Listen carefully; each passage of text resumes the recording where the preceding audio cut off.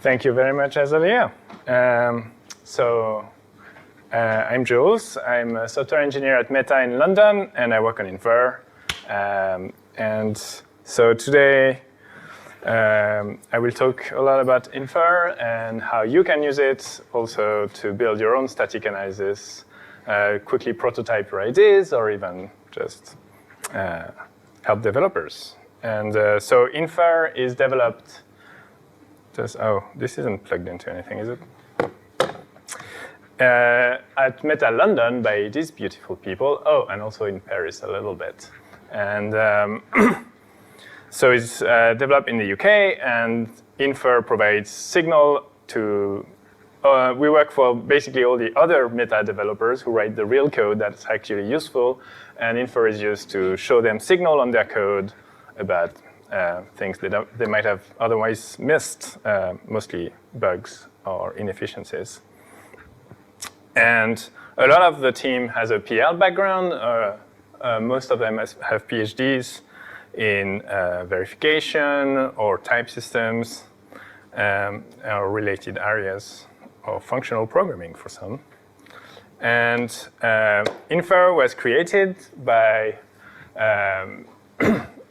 by somewhat non-intersecting bunch of people now, I guess. They were, who were at Queen Mary University. They're all researchers, and at some point they had a crazy idea to build a tool to make a company out of it. But they have deep PL backgrounds, they have very good taste in theory, so there's lots of great ideas in Infer I hope I can convey during our time today. So this is Infer. It's a static analysis platform. It supports a bunch of languages now and has around 30 analyses built inside it, I think, reporting a variety of issues with varied levels of sophistications. But by and large, Infer is specialized in looking for somewhat deep bugs. So that means bugs that will involve several procedures in different files and require somewhat semantic understanding of what it is the program is doing. And that's where those cool PL techniques come back. And so in this tutorial, I'll show some historical and technical perspective on Infer, where it came from originally, how it came to be, and how come we're all at Meta today. And then I'll open the hood a little bit, show you what makes it tick, what makes it work really well at scale. And finally, I think that will get us through the first half of this. And then I show you more about a more hands-on demo of what's inside Infer, how to build your own analysis, and there's labs you can follow along, but that we'll be doing together. Okay. So let me just quickly show you what Infer is, just to give better understanding. So here I have two C files I created quickly, A and B, great names, I'm sorry. And this keyboard won't do. So in one file, there's two functions. One is calling another function getPointer. We don't know what this is when we look at the code, but then we can do stuff with that pointer. And we can compile this project. There's nothing fancy here. I'm just going clang directly. But if you can compile it, you can call Infer on it. And here it finds two errors in this code. And it found a memory leak and a null dereference, and we can ask it to explain in a bit more detail what it found. So let's see the null dereference, for instance. And here we see it says P could be null here, and it's the reference in the next line. And there's a little trace of why Infer thinks that might happen.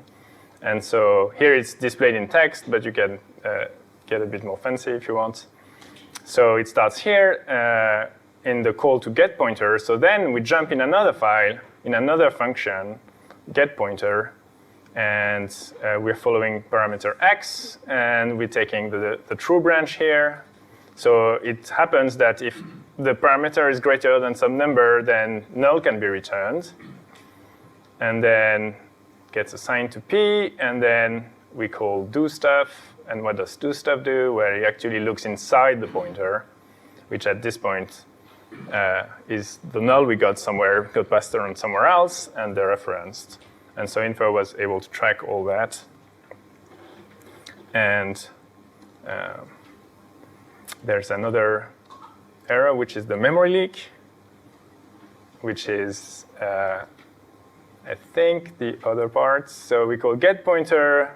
In the other case, what does it do? It returns the result, some newly allocated piece of data. But then it turns out do stuff doesn't deallocate it, so it leaks. And Infer complains about that. So we can probably fix it if p, then do stuff, and maybe remember to free the pointer to be nice.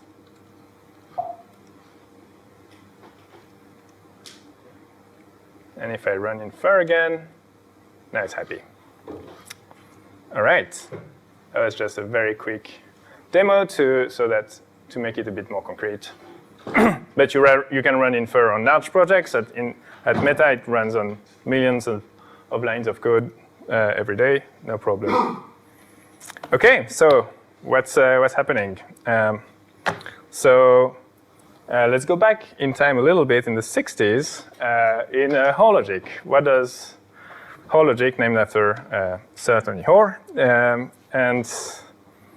HoRLogic is about manual proofs of programs, really specifying programs, and coming up with these, describing programs using these Hoare triples, P, C, Q. So who has never seen a Hoare triple before? Excellent. Aha, yes, he was on the slide in the last session. Okay, who knows what Hoare triples are? All right, decent amount. So the next 2 minutes might be a bit boring. So PCQ means, so C is a program here, and P and Q are logic formulas that describe the state of the computer. So for instance, variable x is equal to 2, or stuff like that. And PCQ means if you start in a state that satisfies P, then execute code C, you get a state satisfying Q. And under the hood, that's what Infer computes. For each function in your program, it will try to come up with a Hoare triple that describes what the function does. And using these Hoare triples, it would get an understanding of the program, and that's how it looks for bugs. So let's do a little theory detour through these Hoare triples. So we can give them a more formal meaning. So if we have some way to interpret the semantics of the command C, then we can compute the effect of C on P. Formally,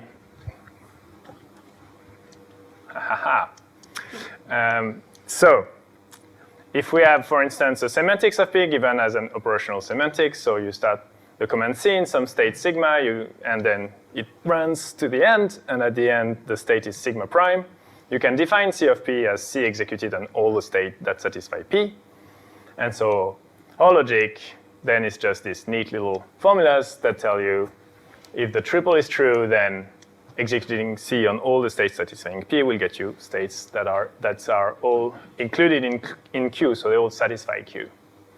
So you can write stuff like, I don't need to know anything. If I assign x 42, then I know x is 42. Mind-blowing stuff. So, so that's the logic, and it's nice. You can write, now you can specify programs using logic formulas instead of just staring at code. And then what whole logic gives you is a set of proof rules that if you've applied them correctly, you know the whole triple is true. So I won't go into details here, but for instance, to prove sequential composition, you can prove two triples that share the post of the first one flows into the pre of the second one, as you would expect. And for if conditions, I guess here as well, someone has to come up with this intermediate Q that's at the same time the post of S and the pre of T. And in practice, if you're given two pieces of code and you start executing, there's probably the N here will not be exactly what the beginning of the next one would be. So some human has to come up with some general Q that works for both. And maybe it's clearer on this one. On an if condition, you're analyzing both branch of the if, but somehow you have to land on the same state Q. So you have to maybe massage the state at the end to get the same Q. And for while loops, it's the dreaded loop invariant you have to come up with now. So the whole proof system will give you very nice and very concise semantics of your program in form of these triples, but it does little to help you come up with these triples. And there's this guy as well. And so what part of the work in Infer is making this automatic, discovering these triples automatically. And in fact, for the most advanced analysis in Infer, it doesn't quite use whole logic. It uses separation logic. So we'll get to that in an instant. So why does it do that? So the problem is whole logic, first order logic, is not the best at talking about pointers. So by pointers, I mean things in the memory, so things in the heap or things in the stack. We don't really care. Anything that can be an address. So if I have this function, it just sets two pointers, and you want to give it a whole triple, you're going to say, X points to something, I don't care what. Y points to something, I don't care what. And X and Y, if they're different, then at the end, one will point to 10, the other to 42. And here I have to say they're different, because otherwise the behavior of the program would be different. Because they would, if they were the same, then they would both point to 42 at the end. Only the second assignment would win. And things get a bit more awkward when the more pointers you have, because now you have 4 pointers, and if I didn't make any mistakes here, which I can't guarantee, you start having to write more and more, multiplicatively more assertions, which is not great. So formulas explode, no one can read them, tools die. It's not a good state. So here comes separation logic, which is an extension of whole logic that allows us to talk concisely about these memory manipulations. And that's what powers a lot of Infer. Here's the couple of papers from our friend Peter O'Hearn. That's the separation logic has its roots in another logic called Boolean, the logic of bunched implications, but that's not very important anymore. And a nice paper to start with is this very nice survey by John Reynolds at LIX in 2002. So, separation logic. It also has triples, which have the same meaning as before. It's just whole triples. It's just the language we write these in is a bit augmented. So now we still, you can write points to in whole logic as well, but now we have this new connective star. Before we just had and or, now we have also star. And P star Q means P and separately Q. So P and Q are true, but in disjoint part of the memory. And so saying just this tells us already that X and Y are different because they live in disjoint part of the memory, so they can't be the same. So if I know free of X deallocates X, then I know it doesn't touch Y here because X lives separately from Y. So it's really simple. It's just whole logic. You get a new connective just to stave off the explosion when talking about pointers. And the rules are the same, but we do get one new rule as well to introduce the star connective. is this rule called the frame rule, which tells you if you've proved your program for some PCQ, then you can add disjoint state to it, and it won't care, it won't touch it, and you'll get it unchanged at the end.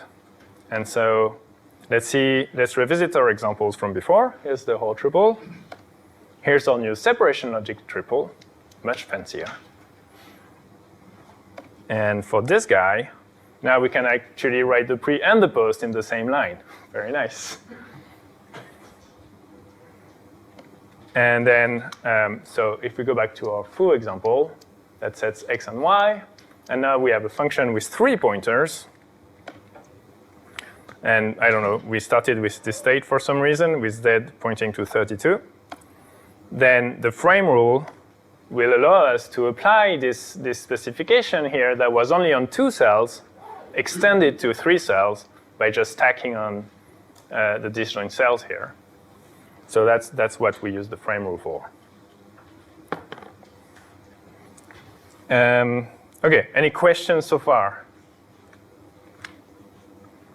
Because I know this isn't a separation logic lecture that spends a lot of time on it, so I'm going a bit fast. OK, so anytime you have any questions, don't hesitate to interrupt, please. OK, so now we're still talking about just a nice way to specify programs, but some human has to come in and dream up the proof, and then the science will tell you, yes, this is a good proof, but someone has to come up with it. So next up, we want to make this automatic, make the computers do the work for us. That's what they're here for. So, and that was, the birth of all this was this paper, compositional shape analysis by means of biabduction, or just biabduction, I guess, by these 4 people. Here, smiling for the most influential Hubble paper award they got for that 10 years later. And so that's a technique to come up with these triples automatically given just bare code. So let's go back to our favorite function foo. Now I want to just give this code to a tool, and the tool has to come up with a triple. So here's how it works. The tool will start with just assuming nothing of the function, and it will execute each statement step by step. So the first one it encounters is, x gets 10, but x is not allocated because the empty state, I need it to be allocated. Well, no problem, I'll just add it. I assume it was allocated all along, and then after the assignment, it's 10. And then I need y to be allocated. It's not allocated either, so I just also dream up that it must have been allocated since the beginning. And then carry on with my execution. And this is OK to do because there's you can derive this rule from all the other rules in separation logic. Don't stare at it too much because it's the wrong way around. Don't worry about it. But it's derivable. And it tells you when you're adding this x here or this y here, you don't need to go look at what you executed before and make sure it's fine in the new augmented state, because frame tells you that the program didn't care about the new state you just added. OK, and so using these techniques, they were able to just infer pre and post conditions for real pieces of C code. Now we're getting pretty serious. The Linux kernel, 2.6 at the time, takes us back 3 million lines of code. It found specifications, whole triples for 60% of the procedures here. So yay. And then Infer was born.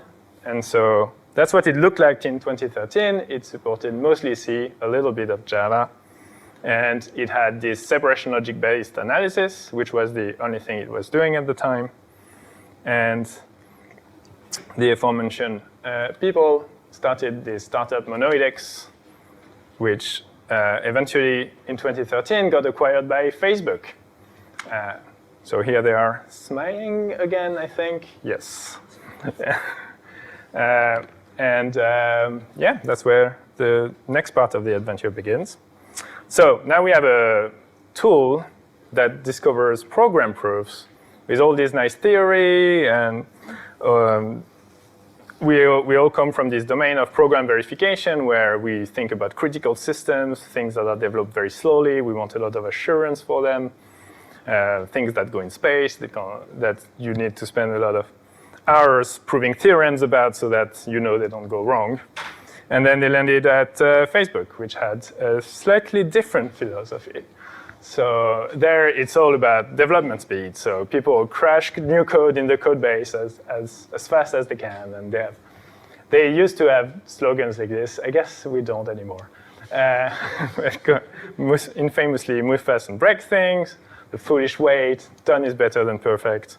Whereas coming from program verification, we much prefer to move slow and break nothing.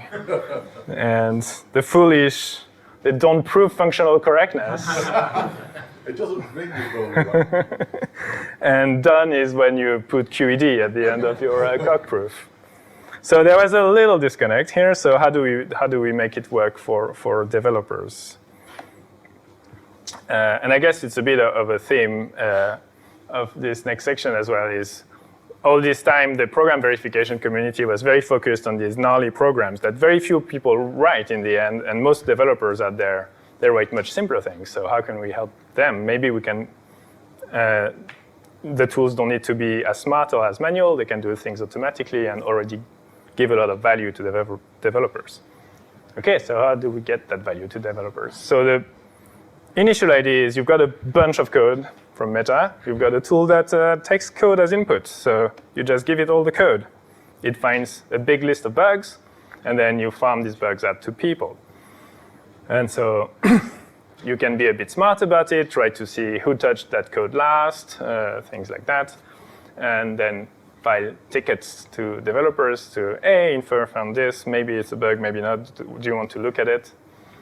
And any guess if it was successful or not? No. Yeah, no.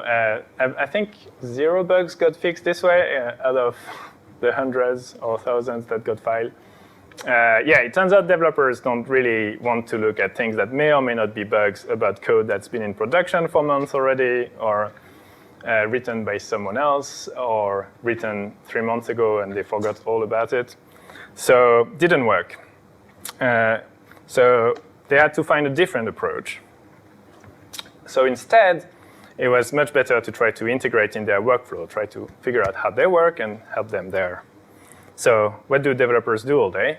They write code changes, and they send them to code review, which is this tool Fabricator we have, which is open source as well. And so yeah, at Facebook, we do code review. So people write code, then sending out to code review where humans read the change and say, yeah, it looks fine. And at the same time this happens, the code is sent to continuous integration system where lots of computers will build the app with the new code and run all sorts of tests, run unit tests, run end-to-end tests, run batteries of things, all while the code is being reviewed. And as part of this process, now we also run Infer. So Infer examines the code change, and if it finds bugs in the code change, then it reports. And now it's much nicer for the developer. It's something they're already working on. They're already looking for feedback on that code.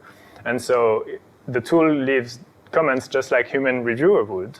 Then it's something they can deal with and they will gladly address. So that's what it looked like 10 years ago when this slide was made. In Fabricator, you get the code, and then there would be something that looks like a normal comment. So in this piece of code, it's saying that S here could be null, and is the reference here. And that worked much better. And and sometimes the developers comment and reply to the bot, and they leave nice comments. So it's always very good to see. Okay, so that was a very brief overview of Infer at Meta. It's used on a lot of our code bases, but also because Infer is open source, it's used and contributed to by other companies and other people everywhere, which is really nice. There's quite a community now around Infer, and using Infer and improving it. For instance, Microsoft added a C# frontend to Infer, adding a whole new language to it. And we have a workshop every year, usually with PLDI, where we come together. So look out for the next one as well. OK, any questions so far? Sir? Marks and Spencer's. It is Marks and Spencer. Yeah, I was wondering if someone would notice.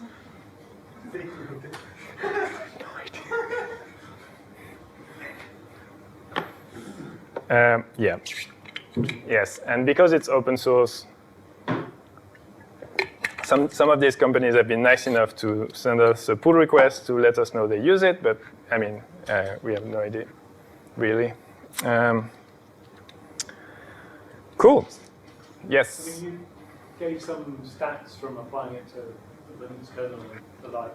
I didn't quite get, there's quite a big jump really between your little sort of example snippet of code and what you would have actually tested against the Unix kernel. So yes, getting what you would have set up to run against those sort of software projects.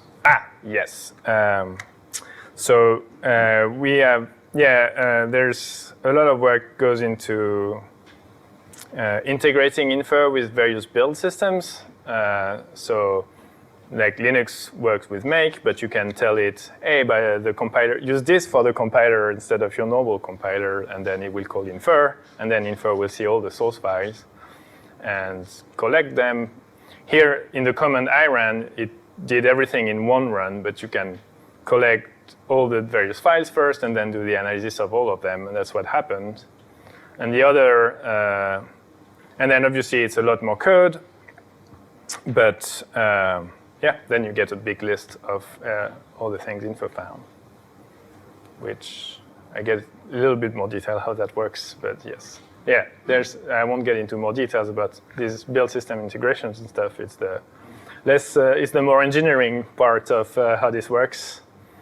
And at Facebook, we build everything with something called Buck, which is distributed build system. So things happen on different machines, then they come back, and it's quite a lot of work to make all this work. Any other questions?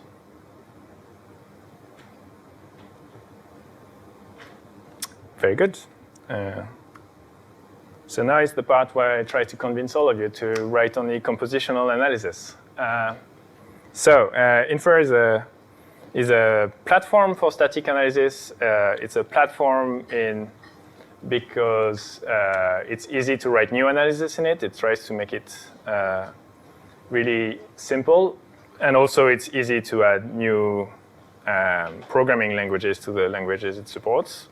I mean, you still have to translate it into its intermediate language, which is a bit like writing a compiler. So I'm not sure it's easy, but it's possible, definitely. And people outside of our team and outside of our company have done it, so that's great. Like I mentioned Microsoft and C#, but there's also Ada Core in Paris with Ada. So we want to bring these formal verification techniques to big code bases and as many people as we can. So as I mentioned before, there's a bit of a disconnect between where we came from and where we want to be. So for instance, with program verification that you do manually, you can verify, like sometimes you focus on this really, really complicated 10 lines of code that no one else can verify. Sometimes you build a whole army of people verifying a microkernel, but mostly it's this magnitude is rarely not above some thousands of lines or tens of thousands. Whereas in the wild, many companies have billions of lines of code. So obviously no one's going to verify them, in particular because anyway they have tons of bugs, so you can't write a proof. Then, so when you write in these small critical code bases, it's very few developers working on them compared to your average developer in the wild writing apps for all sorts of things.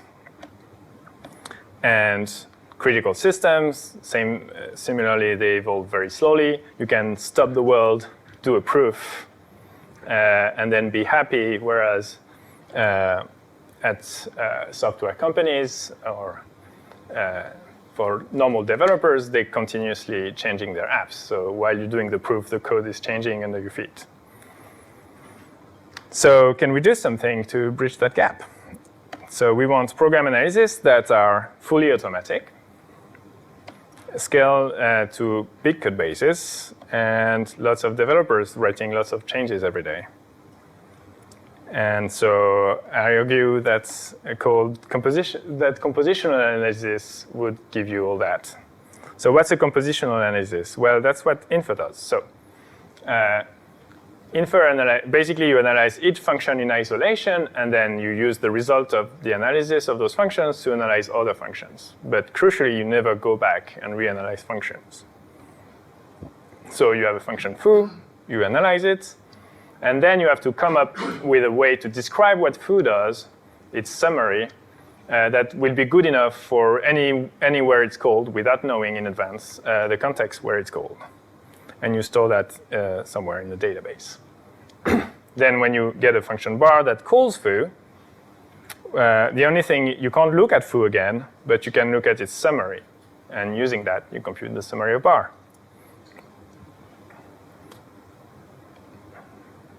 And if you're able to write your analysis in a way that it works like this, then you'll get very nice properties. So in particular, because you analyze each function at most once, you sort of linear in the size of the code, kind of, and instead of being a function of all the edges in your call graph. So, yes? Do you also handle stuff like mutual recursion, for example? Yes, sometimes. Well, okay, so nowadays, Infer lost support for recursion, but we'll probably add it again. There's not that much recursive code out there.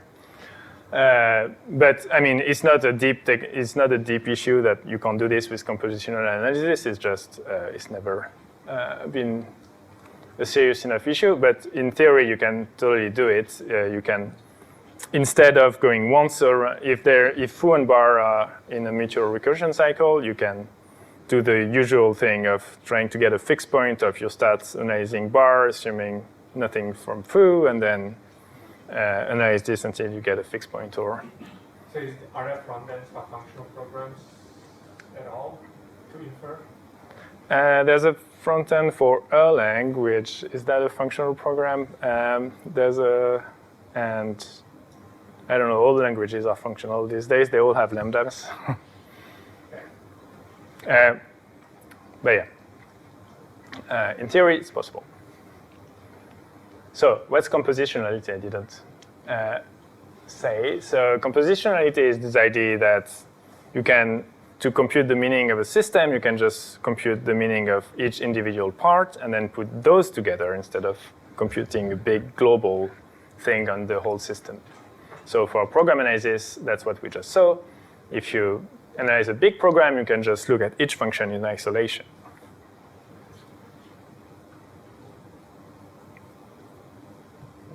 No, we don't want speech downloader. Anyway. Cool. So the contract is, if you can analyze each procedure without looking at the context and come up with some summary that's good enough for all calling contexts, and in doing so, you've only consulted other summaries, and you do all that automatically, then you can write that in Infer, and you'll get an analysis that will work on all these languages, analysis that will scale, and also the analysis can start anywhere because you can, by virtue of the first point, that you can analyze one procedure without knowing its context. So you don't need to start at main or some entry points. No one has to tell you where the entry points are. which is also very nice to analyze libraries or just to degrade gracefully when you can't analyze a huge program. You can just start analyzing some parts of it. So now we have a compositional analysis. We can scale to big code bases, and we can deal with code changes as well because the tool runs very fast. So I didn't mention before, but on these diffs, Infer runs in sometimes 10 minutes, sometimes a bit more, sometimes. But yeah, I think on average it's 10-ish minutes, 10, 15 minutes. But then in some cases it will get into cases where it needs to analyze a lot of code to understand just a little code change. And then it will take a couple hours.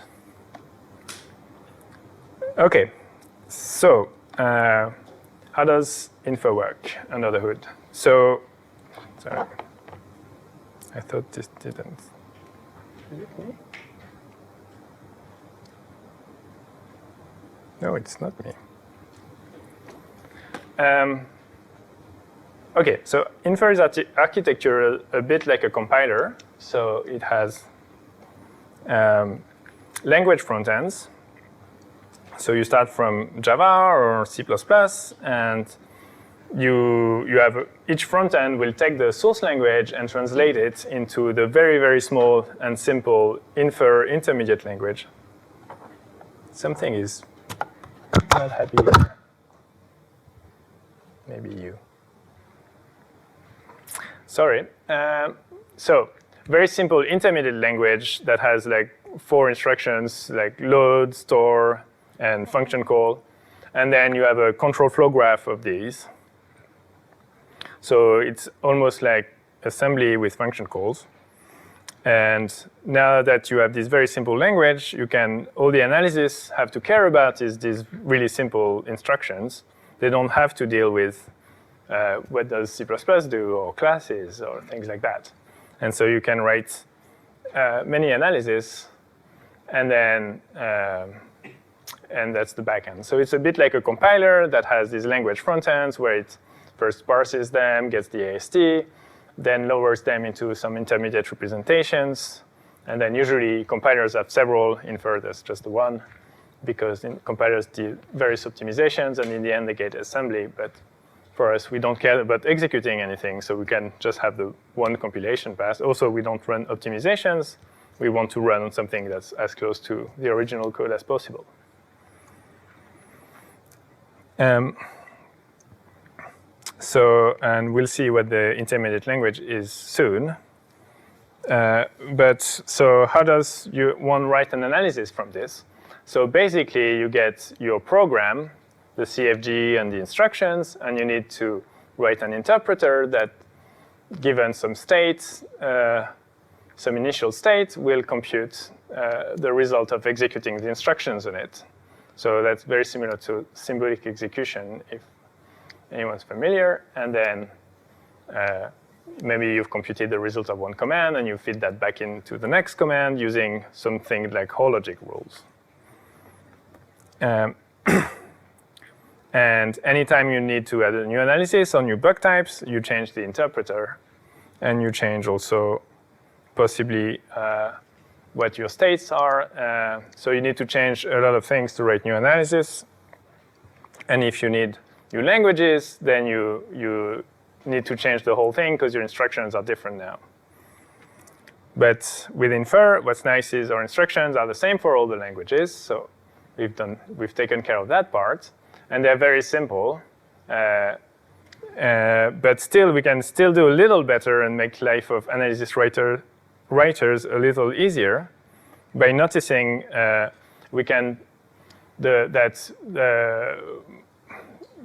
analysis writers have just to focus on this part and not the control flow.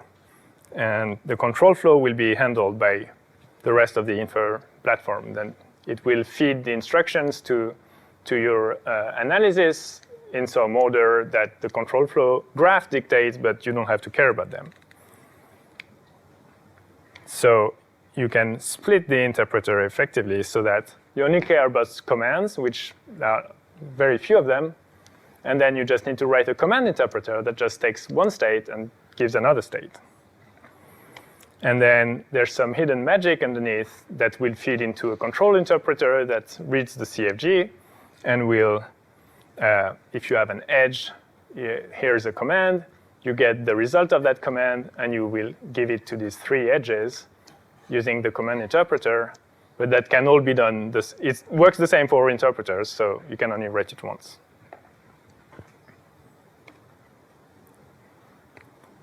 OK, so, and that's how you write a new analysis in Infer. You write something that takes a state and executes it and gives back another state. It's super simple. But you also have to say what the state is, and you need to give some operations on the state to deal with the rest of the control flow commands automatically. So that's this generalizing to multiple paths. So for instance, let's say you're executing an if condition. You'll get, after command 1, you'll get some state. Command 2, you get another state. And that's what the command interpreter will do. And then somehow you need to find a state to give after the if to command 3. And the way to do that is you will call an operator called join on state 1 and state 2. That will give you a new state that sort of subsumes both of them, gives you the 2 cases so that you can give to command 3. And that's something the analysis writer has to define as well, how to join states that come from different paths. And it's called join, and if it's in a loop, it's called widen. And this comes from abstract interpretation. This is Patrick and Radia Kuzo. And this is vocabulary borrowed from their techniques. So, and we'll see examples of that very soon. But you can also think of this as guessing what the Q is here in this whole triples. So if you do symbolic execution on straight line code here, and you get some Q1, and here you get some Q2, then you'll get the join of Q1 and Q2 here. OK, and let's just give a few examples of the join operation. So for instance, if one of the branches comes back with x equals 0 and the other with x is strictly greater than 0, then we need something that captures both of these cases at once. And it's super easy for us humans. We just look at this and we're like, oh, yeah, well, x is just greater or equal to 0, obviously. And because we're pretty good at solving this, but making it automatic is usually very challenging. And so there's host and host of research literature on how to write your abstract domains and your join operations so that you don't lose too much precision. Yes? This resulting thing is just a conjunction of the first 2, right? No, it's implicitly it's an or, because you came either from this branch or the other branch, right. And somehow you have. What's the simplest example of branching in a program where it's not just a disjunction of the individual constraints? It's always a disjunction of the individual constraints. Okay. So it's like you have the Q and the Q prime as the 2 post conditions, right, in the previous slide? Yes. And like joining Q and Q prime is usually just a disjunction. Yes, but you may not have disjunctions in your abstract domain. But yes, so here, for instance, if you have, let's say, linear arithmetic on variables and constants, or this is just intervals even, then you can express this easily. But of course, if you have arbitrary first-order logic, you can just put or between them. But then the rest of your analysis, we have to do a lot of work because now the domain is very, very complex. So to execute a single instruction, you will have to do a lot of work. It might not be possible or desirable. But in fact, well, OK. So for instance, another join you could do is just true. You have different constraints on x. You're like, oh, this is too complicated. Let me forget everything I knew about x. And that will nicely contain both cases. But you can also just put an OR between the two if you have OR in your domain. And in fact, for the most involved analysis in Infer, we do have disjunctions. And so we are able to express this OR, but only at the top level. So yes, now your analysis has to carry around a list of states and execute instructions on each of them separately, which is more costly as well. And here you might want to do that. If x is a pointer, for instance, probably the behavior when the pointer is null and the behavior when the pointer is allocated are very different. So you might want to keep them separate instead of putting them together. And it's all these sorts of choices you have to do when you actually write the analysis. Yes? Any questions about more questions here? All right. OK, so now I'm going to show some OCaml about what that looks like inside Infer. So to define your abstract domain in Infer, you just need to define some data type. It's called abstract state, a state, and give just this interface. One is implication, logical implication between two abstract states. The join operation I just talked about, the widen operation, which is similar as join, but is applied on back edges, so when you're going around a loop. And that's where you want to find loop invariants usually. But that's a bit outside the scope of this tutorial here. But you also know how many times you've taken this back edge so far. So if you've taken it too many times, you can start forgetting, giving up. And just a function to print the state so that you can look at it. And so Infer comes with some built-in domains, just very simple ones, like Booleans. So your state is just a single Boolean, like have I seen a particular instruction or something like this. And there are two ways to do Booleans. One, depending on what you do on join. And there's Boolean AND, where the join is AND. So that's, for instance, you want to know that something was true on all branches. Then you do, when you join, if you do AND, that will give you that automatically. Or sometimes, so join is not always OR. It depends on what property you want, you're looking at. And otherwise, Boolean OR will do an OR. And then there's also, if you've defined your own domain, you can also make bigger domains out of it. For instance, you can build a power set domain. If you already have a domain, you can make a domain of a set of these easily. For instance, if you want to make disjunctions, but in a somewhat naive way. You can do maps. And we see some concrete examples of that in the lab after. So just going through a bit of the capabilities here. And then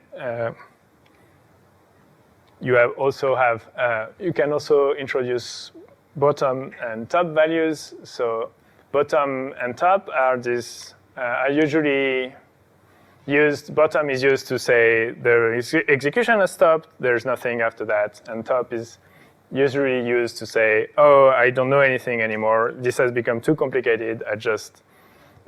Everything is possible.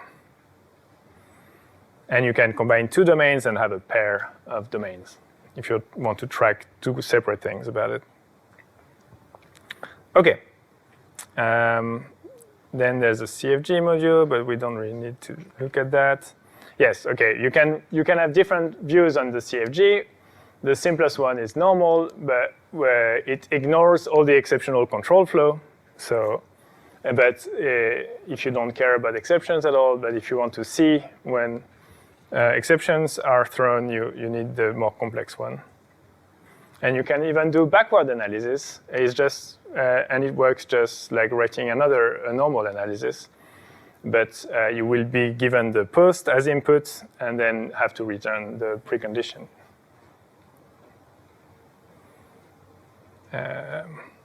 Cool. So once you've given your domain here, that's just the type of abstract states and the join. The other thing you have to provide is this command interpreter we've talked about, which is just a very simple function that takes the input state and takes basically, well, a bunch of things we don't really care about, and the instruction that you're executing, the load, the store, or the function call, and then has to return the next state. So it's quite simple. For instance, it could look like you can write a liveness analysis that tracks when variables become dead. Very, very simply. So here's an example here. The domain is just a finite set of variables, so you're keeping track of program variables, basically. And then when you see a read of the variable, you can, yes, you read into some variable, the left-hand side. Then it becomes dead. So you remove it from the state, and you add that the right-hand side, we just read it, so it was useful, it's not dead. We add it to the live set. And something similar for store, I assume. And then you just make a backwards analysis, and it makes this analyzer module. And I realize now this is a camel. Does anyone have trouble reading any of that syntax? So here I'm just defining a module. A module is just a bunch of functions and maybe data types. But the nice thing when it's in a module is you can feed it to other modules that will return other modules. So is that the language that Infer's written in? Is it OCaml? Yes. Infer is written in OCaml. So we'll be doing lots of OCaml in the next session. So then you do the magic functor here, abstractinterpreter.make, and just from this little domain and little transfer function, it will give you an analyzer that you can then execute on real code. We don't care about that. And notice here, we're following exceptional edges, because if something is read in some exceptional path, it's still not dead. And we're going backwards, because that's how we do liveness analysis usually. But then, so you have this magic functor that gives you the analyzer. And then the analyzer, you can compute the post condition of your procedure, and it will automatically follow the CFG edges of each procedure and do everything. So all the checkers are different modules, are they, basically? So if you want to extend it, you just write another module. Yeah, you just write another module, and then you hook it up somewhere where there's a big list of all the checkers that run, and that's it. Or you can always extend one of the existing checkers, of course, if something is already close enough. Yeah. Cool. OK, so that's enough OCaml for now. And in the remaining half hour, I want to talk about what we do with Infer. So I mentioned Infer finds all these whole triples, and so it's trying to find all these proofs. But what we really use it for is bug finding. So how does that work? How do we connect the two? So yeah, Infer computes a whole triple for each procedure in the code. And it proves what it, so already what it does from the get-go, once you have these proofs, is you know that for each of these functions you've found a spec for. If you give them something from the precondition, it will behave and have no bugs and do something and return something. But of course, no one is going to, if you analyze a big project, you have millions and millions of functions in it. No one's going to look at all the specs that Infer found for them and check, is this really what I had in mind? Does this match with my understanding? So, of course, and the other catch is, it turns out programs have bugs. So you're not going to be able to prove all the functions in the code, because some of them will be buggy. And also, there's this pesky fact that all of this is undecidable. So you can't really write a tool that will find proofs for any program automatically. So sometimes it will also fail for that. But the more fundamental thing, even if you solve that other pesky problem, is that you can't find a proof for a buggy program. So, I mean, sometimes one way of doing this is that you pick a frequency or a precondition that you know is buggy, and then see if it can find that condition. So in other words, effectively backtracking, basically. Right, some reachability thing. Yes. Yes, and you could do that and check, but Infer is not really built for that, because then then the question you're asking is, starting from main or for entry point, can I reach the buggy assertion and trigger it?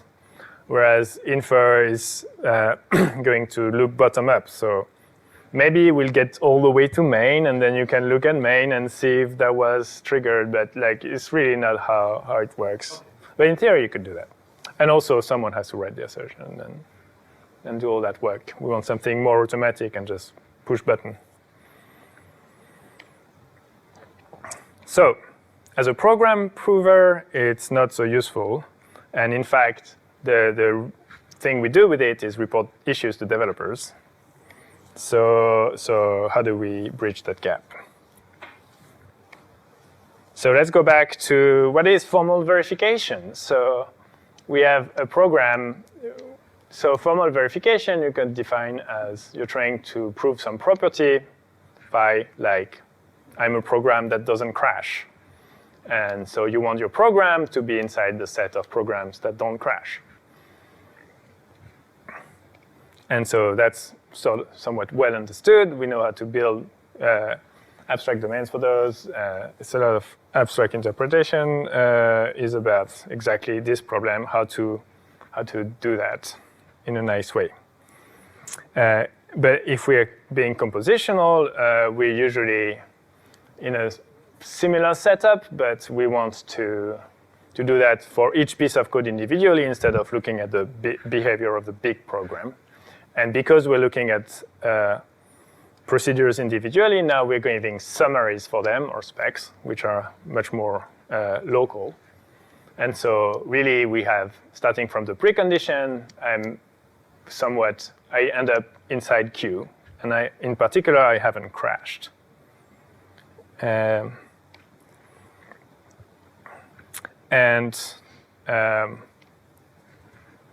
So when we use that to report bugs, if we found a bug, we're looking at the level of these assertions here. We're not looking at the level of the program. So we're inside this big queue, and is there a bug here?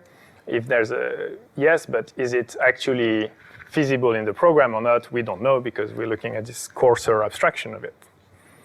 And oh, wait, bugs. But here we're talking about program states. We never said anything about bugs. They're not really represented in the logic, these bugs. So that's how it works, right? We try to prove that the program has no bugs.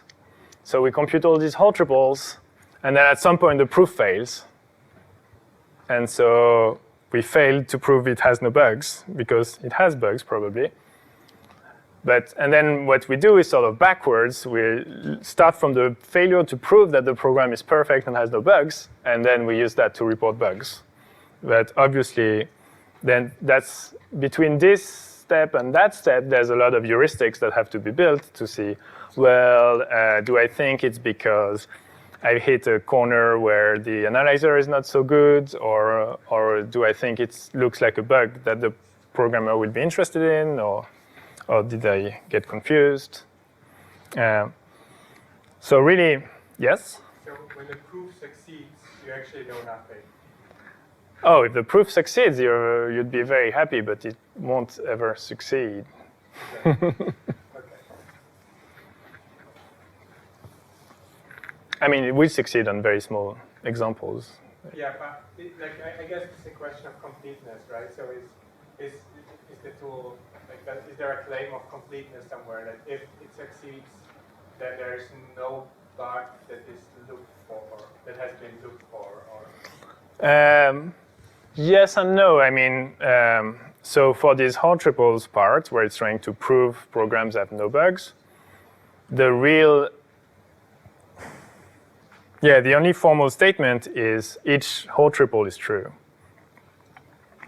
Which doesn't mean it really has no bugs. It means starting from precondition, then no bug. Approximation, right? Yeah, so this is all over approximation.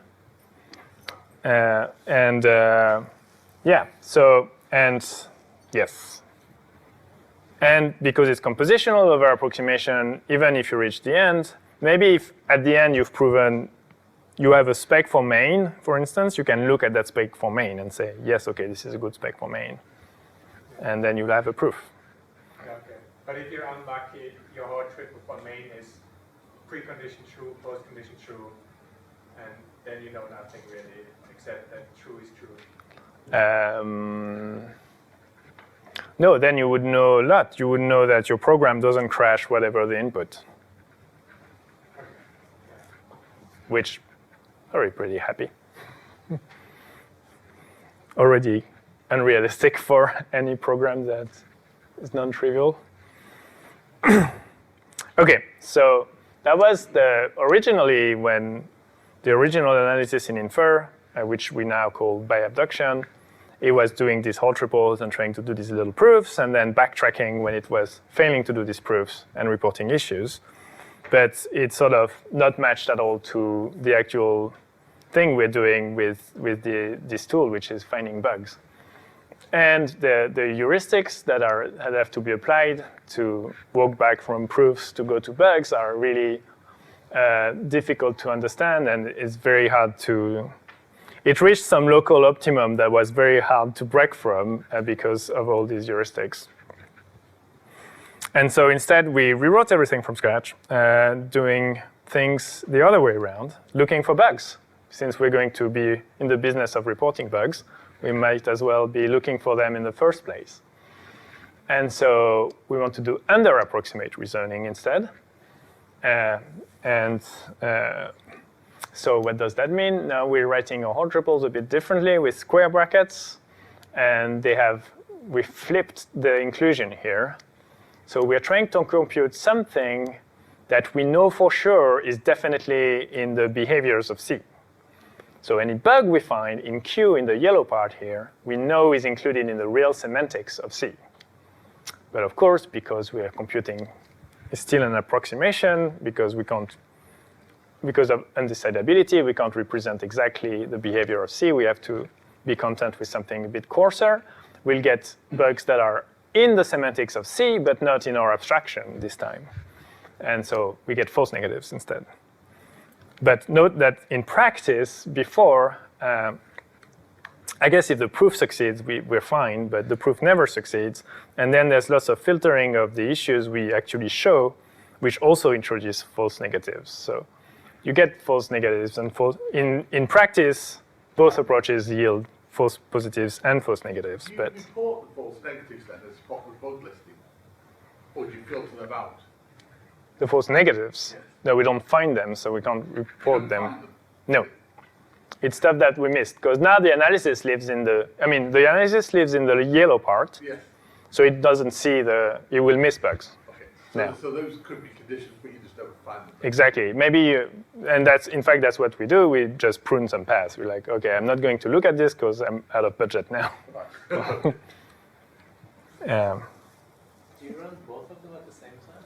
Both the under approximation or over approximation? No. Just the under approximation. Now we just run the under approximation. The idea is it should be good enough to find the ones we found before as well, even though it is under approximate. So it just means we start from a different point of view, but in the end, we get to a place that's not too dissimilar in reality.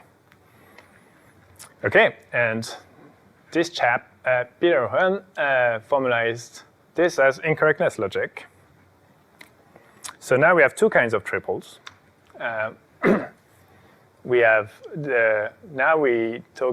we have the OK triples that mean the same. It means. Oh yeah, the semantics of C on P contains the post condition instead of the other way around, which means another way to read this is for all states that I claim that are described by Q here, I can find a state in P that will lead me there from C. So really, all these things are reachable. I know for sure all these things I'm talking about can happen. And that's the key here. And the other triple is the error triple. Now we can talk about issues as first-class citizens in the logic, which is very nice for what we want to do. So for instance, free now, we can give it two triples. One is the OK case, where you finish and X is now an invalid address. You shouldn't use it anymore. But the other one is if X wasn't a valid pointer to begin with, then you know that it's an error to call free on it. And now, how do we use this in Infer? The story has become much simpler because you're going to compute these incorrectness triples for each procedure, and then it's going to find bugs, and then you can report those. And now the catch has become that you can't get a proof that there are no bugs. Well, you can track when you apply under approximation, and then if you haven't applied it, you know you have a proof. But every time you change the code, you run this from scratch? Run what? Well, the analysis. Oh, the code we analyze. Yes, well, it's changing, but mostly yes. Oh yeah, I guess I haven't talked about this. So Infer runs in several modes at Meta. Our main business is really this diff analysis, where we analyze code changes, because that's the most useful for developers. And so in that mode, there's a code change. It touches a few files. And,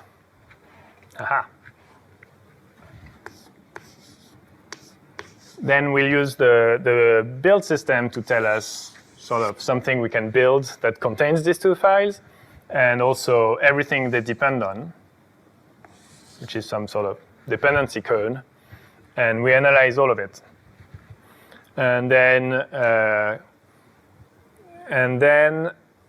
we do a second analysis before the change, where we invalidate the results of the first analysis, but only the ones that depended on the code that changed.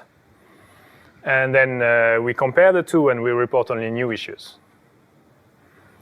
But by the end of the year, we hope to have something where we don't do the analysis from scratch in the first run. We can have some cached results we can fetch from a cache. But the thing is, because of this nice property we can start anywhere, we can analyze just these dependencies, this dependency code, which is typically small, and then it was running really fast enough for us. So we didn't need to do the fancy caching. But of course, we can always go faster, so now we're building the fancy caching. And in fact, it was so fast to do this dependency thing, we weren't doing the incremental runs either. We would just analyze once this code, throw away the results, reanalyze everything, compare the list of bugs. Now we're a bit smarter. There's a nice talk on incremental Infer at this year's Infer workshop. It's recorded on YouTube, so go watch it.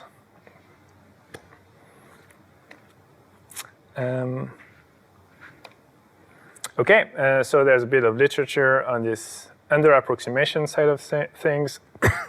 It's fairly recent. There's a paper on incorrectness logic, which is the converse of Hall logic. Then there's incorrectness separation logic, together with Azalea here.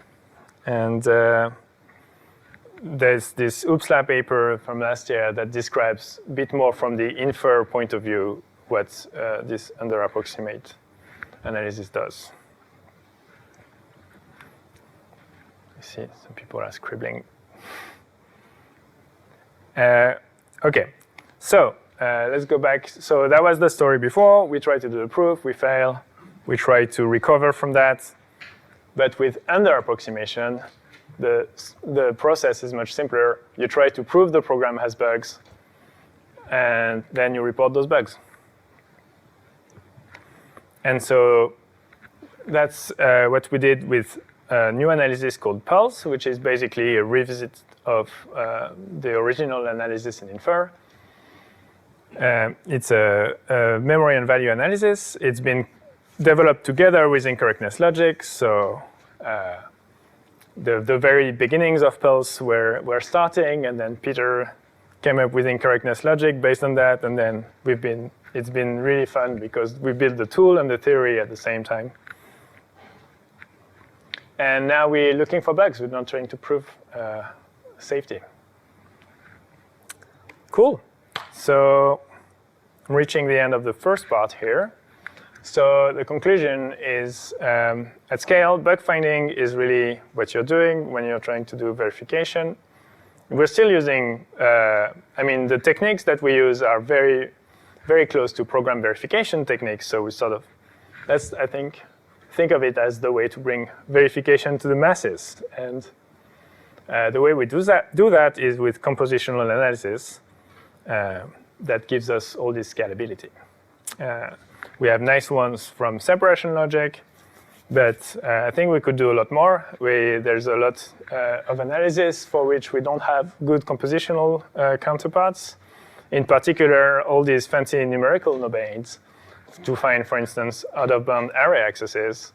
Infer doesn't try to find those because, we do have a couple of analyses that report them as bug types, but by default, we don't enable them because they give a lot of noise. Another open problem is with under approximation, how do you do loop invariance? You can't do loop invariance. It's very hard to guess a loop. They're called loop subvariant in the incorrectness world. But yes, nonetheless, Infer exists. It's a platform, and we can experiment in it, as we'll see in the second part. So I think I'll take questions now before the break.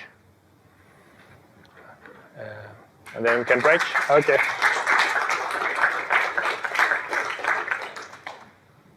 Yes? Does it work with binary access? Binary code? Yeah.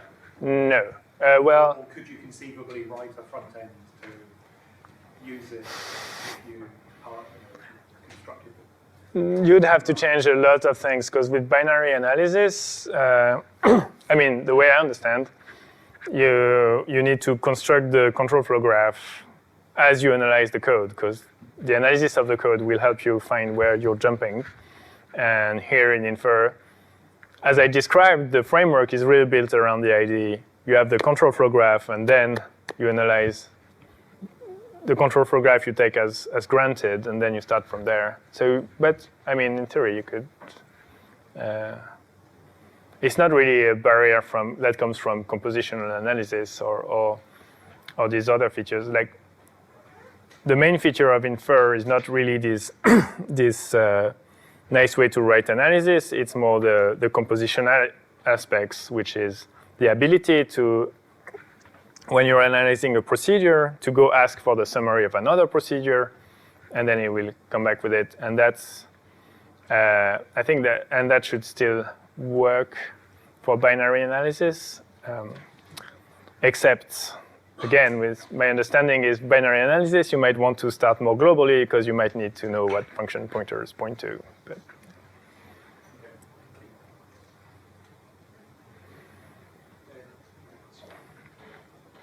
yes? Regarding the performance or the code block, do you see any, if you use the Infer, for example, with the big projects, do you see any effect on the performance of the build system? So, obviously, the more code you have, the longer it's going to take. But we try to, roughly, we're always within. We're usually maybe twice as slow as building the code, running Infer on it. Is that considered good, or because as you mentioned, kind of your comparison points are probably quite few, quite sparse, because most of the verification literature is toy programs where the compilation probably takes a few seconds, and so that overhead would be like, who cares? It's an extra 5 seconds on the build time. Kind of following on, have you found that's an issue because obviously you're running this on like diffs. I'm just wondering, kind of in practice, does it become an issue because you've already got like long build times? So kind of do the developers go, oh well, it's already going to take a few hours to build maybe a larger part of the stack. So doubling that doesn't feel as bad, or is it actually the other way around where because it's already quite long, it can take a while to build large projects? Does that overhead kind of become more or less of a problem? I don't know if I. Right. Yeah, I think I see. Well, so a couple of things. I think on diffs, build time for us is more minutes usually because there's lots of caching and remote execution things happening. Yeah, I guess the time limit for code review is more like will we give results before the diff has finished being reviewed and is landing into the code base. And for that, we're comfortably within the margin. But yeah, like I mentioned, most of the time we run around 10 minutes, and sometimes a lot more. But the feedback loop is pretty tight. It's more about keeping that feedback loop tight, and we're working on even having diff writing. I mean, like local Infer experience where you can run Infer maybe on just a few files and maybe compromise on the amount of code we analyze, but so that it runs in just seconds, so that you can run it before you even send your thing to review. But yeah, you can always make things faster, and it will be always a better experience for people when you do. Yes? And you said this was continuous integration, though, right? So effectively there's no control. I mean, people can check in code whatever they want, and a lot of the times on continuous integration, you have an automatic build flow there, yeah? So when it gets checked in, it gets built automatically, and I assume at that point, it gets sent to Infer. Is that right? No, it's okay, yeah. It's we care more about the point where the code is sent for review, for like a pull request or so. So it doesn't get built every time somebody checks something in or whatever, basically. It does. So every time someone sends a code change, then this whole machinery starts and builds the code, tests it, run Infer on it. And it gets sent to Infer that time. Yes. As well. Yeah, every time. Yes. So for those changes, you update the under approximation. Or no, you just run the Infer again. I mean, it's. So it's just is there any mechanism that I change part of the code, I can restructure the new under approximation of the code again. Yes, I mean it works the same as for over and for under.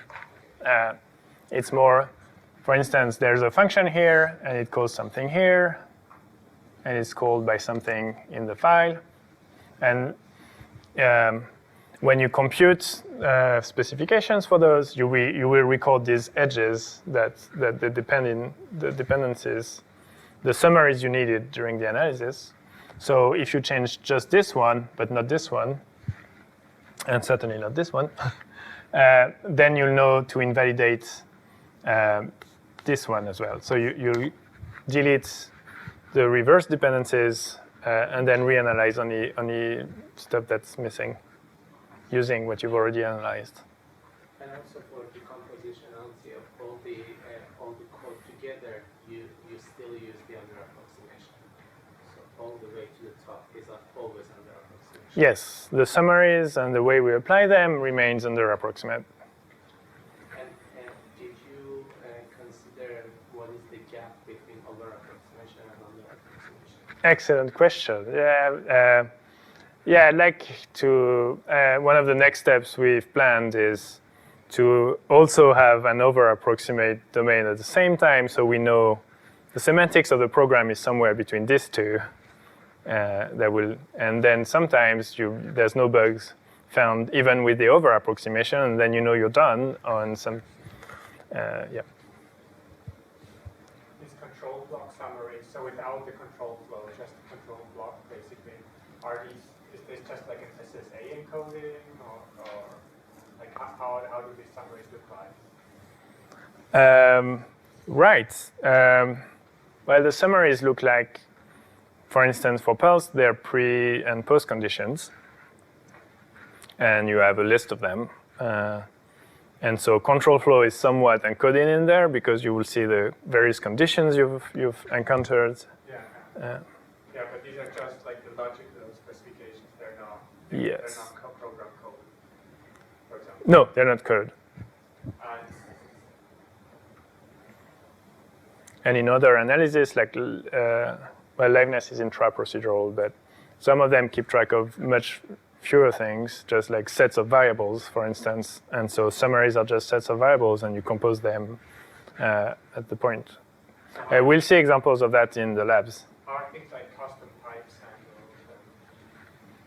In the language, in the source language. Yeah, exactly. Yeah. So I guess there's a source language in the front end, and this translates into these summaries. And somehow Yes. would have to handle custom types, given that you have like complex languages like Java or C++, where you have infrastructure to create your own classes and stuff like this. So. Well, yeah, these front ends do a lot of work. So they understand the types and they translate it into just loads and stores. And the store is can be a dereference or a field access. So the language, the intermediate language knows a bit about fields. Okay, and so this is happening in the translation from the source language to the intermediate language that you have. Yes, and then the backends, they can query some stuff about the source language, like the class hierarchy, and things like that, which they will need sometimes to resolve dynamic dispatch or to know what fields there are in objects. So all the languages, so I just clicked on there, because originally you started with, you said you started with Java, and obviously Java's got an intermediate language, it's got bytecode, yeah? Yes, in fact, we start from bytecode. Right, exactly, and then C#'s got missile, yeah? Or, well, okay, it's not called missile anymore, but you know what I mean. So do you do that with all the languages? So you have to go to some kind of intermediate language for all the languages, some kind of pseudo bytecode or whatever? No, so for Java and Kotlin, for some reason, we start from the bytecode, but for C++ and C, we start from the AST, so we do even more work.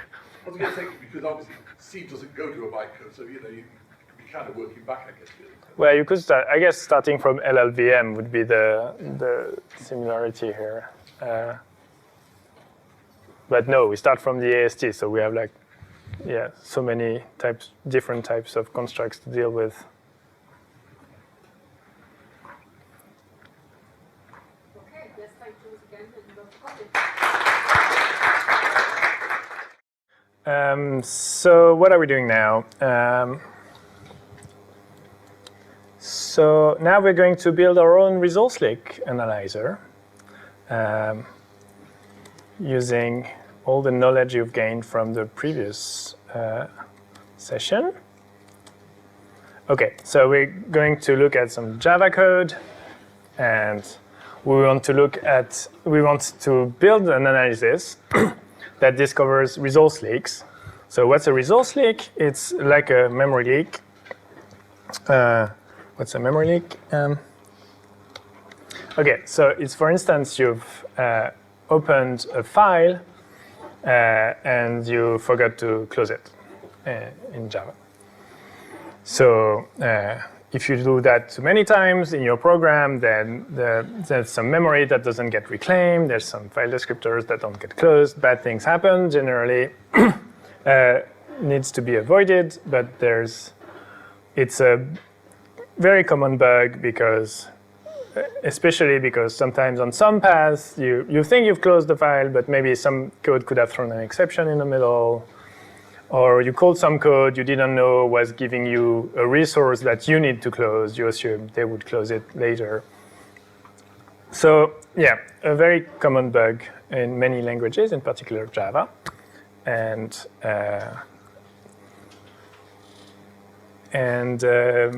so there's a lab that you can access.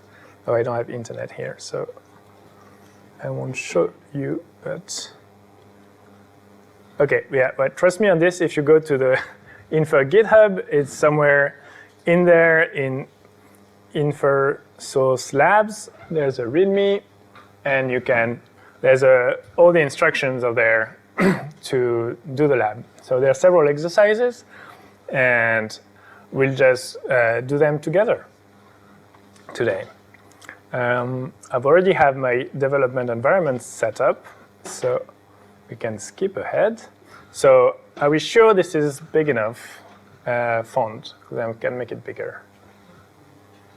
Okay, and this as well.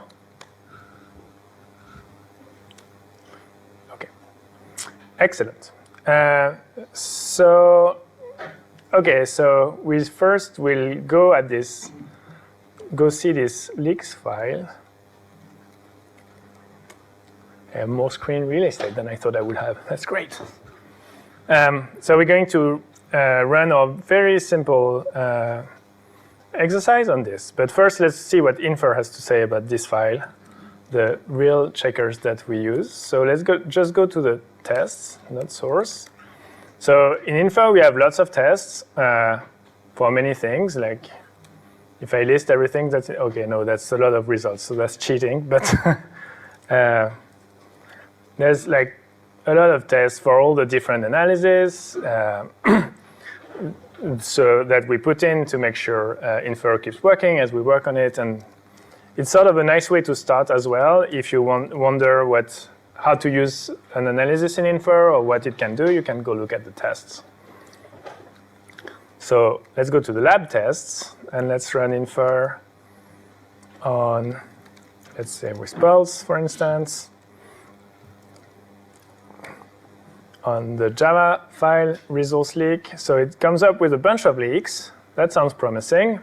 So it detected that this thing called basic leak bad had a leak.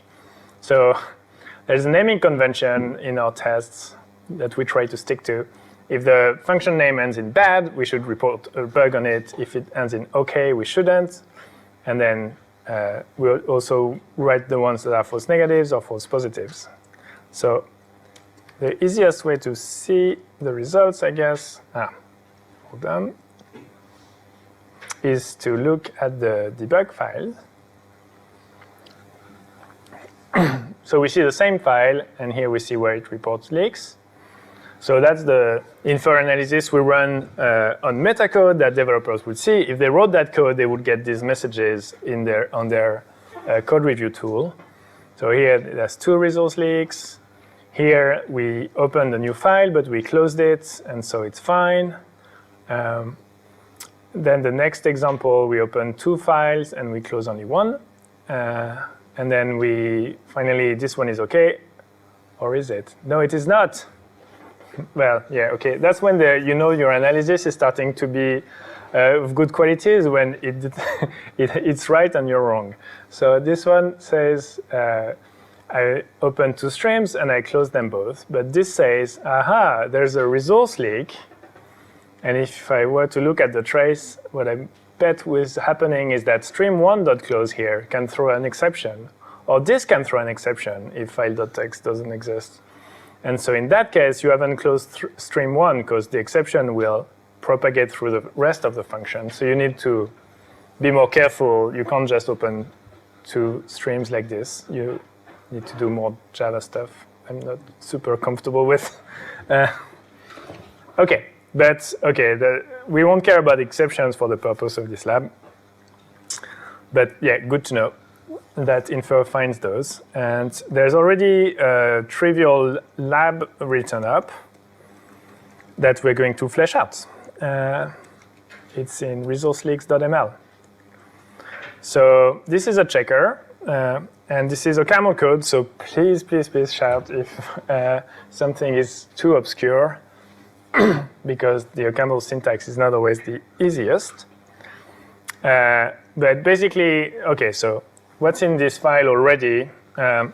We wrote a few things already to make life easier. One is something that tells you if we have these 2 functions, acquires a resource and release resource, that tell you if a procedure name, so a method, is something that acquires a resource, like this new file input stream, and another one that tells you if you close a resource.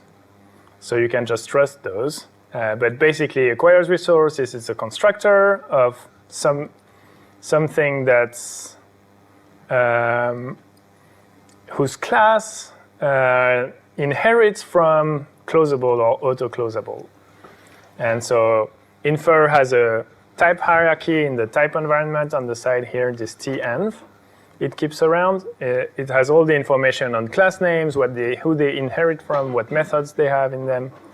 And that's what we used here to look up if it looks like a file or something like this. And then the other one is very similar, but instead of constructor, I use method named close, which is a bit coarse, but whatever, good enough for now. So then we have the main ingredients I was talking about earlier, which are the transfer functions and the domain. And so we have to write those. And for now, the domain of the analysis is this, in resource-leak domain.ml, is just unit. So unit is just a single value that's nothing. So there's a printer for it here that prints nothing. And initially, the state is unit, but it's only one value, so it will just carry units through the program. As we see here. So the other function thing we define is exec_anst, which takes an element of the domain, a state here, an instruction, and then depending on the instruction, it will do different things, but it has to return another element of the domain. So basically, the post-condition of applying the instruction. Yes?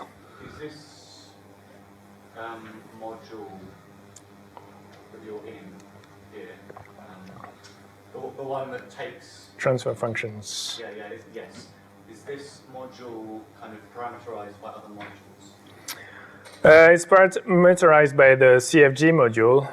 And then you've instantiated that with a specific one? Yes. Okay. So what happens down there is then we're saying the CFG is the normal one, meaning the one without exceptional edges. And then the magic happens here when we say, bang, take these transfer functions. We're on this CFG. Transfer function is just this module, this very short module above, and make an abstract interpreter out of it, which it will, in this case, it works in reverse post order, but it doesn't really matter.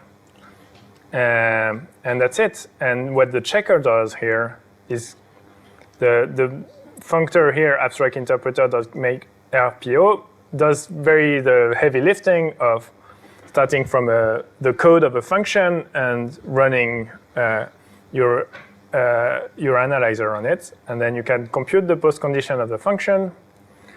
And we'll use the results, what percolates to the end, to report leaks. We'll see that in details in a second. So, so let's run this. We can already run this. It's part of Infer, in fact. This code that does nothing. Resource leak lab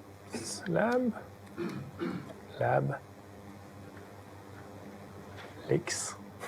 I have to guess. No. Okay, I'll try one more. Yes. Cool, it crashed. So I guess, oh yeah. There's too much stuff in that file for the checker to be happy. Right. Wait. Really? Yep. Okay. Let's make a much simpler file. Sorry, I thought that was supposed to work. Yeah, it is supposed to work. God damn it.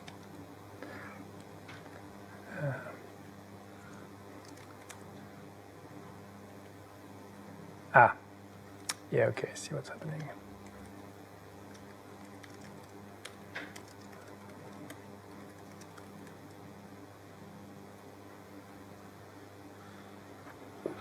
I think I played with too many versions of Infer recently. Okay, this takes forever.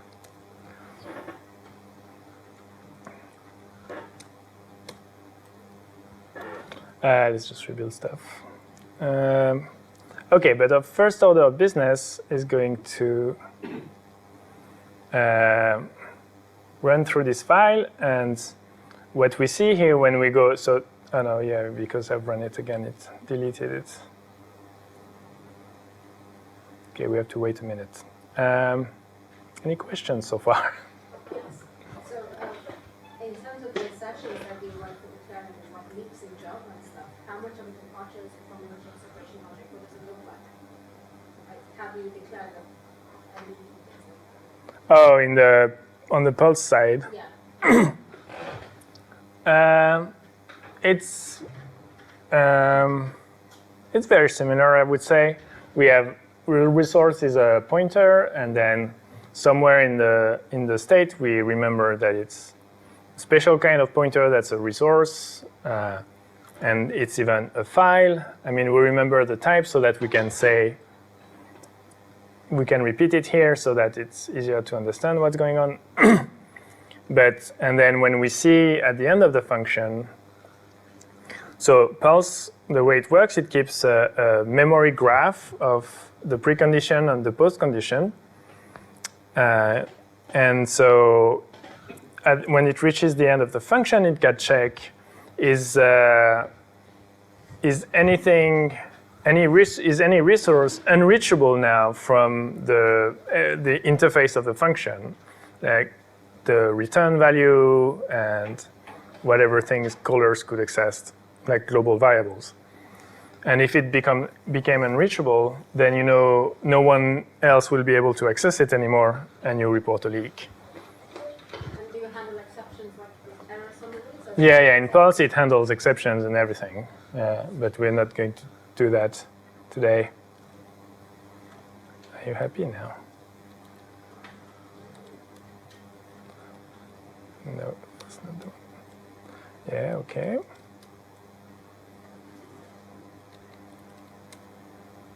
Ha!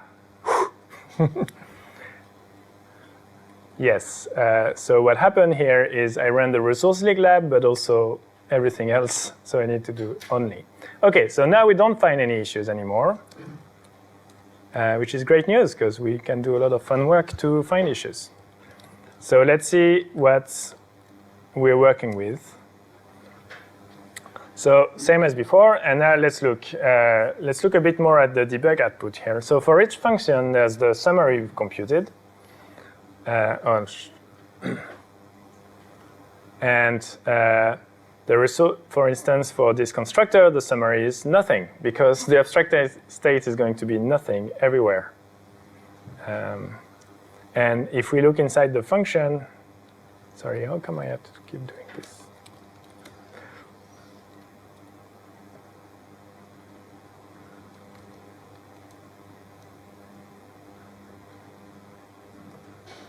Is that still big enough? Okay, so let's look into this function. So here is the Java code, but actually what Infer sees is not this. It's this sequence of CIL instructions. So there's a function call to this mysterious __ new function. Then we call the init method of the class, which is a thing from Java in the bytecode. There's some function that's here to tell us it's a file, and then we put the result of that in some intermediate variable that's generated from the bytecode translation. So it looks quite a bit more involved than what we started with. And we execute our functions here on each one of these instructions. And after each one, the state is unchanged, because if we look back at the magnificent code of our little interpreter, we see it takes an abstract state as state here, a state as input, and in all the cases, it returns exactly the same one. So for now, it does nothing. Just propagates nothing from the beginning to end. So it's great. He has no false positives, as you've noticed, but it doesn't flag any bugs either. But great under approximate analysis. Cool. So we've done all that, yeah, then it tells you how to debug further, but we don't need to do that for now. So let's jump straight to integer domain. So let's make the domain a bit more interesting. What we're going to do is count the number of resources we've opened in our function. And that should allow us to start doing some stuff. So we want to change the domain to be integers now.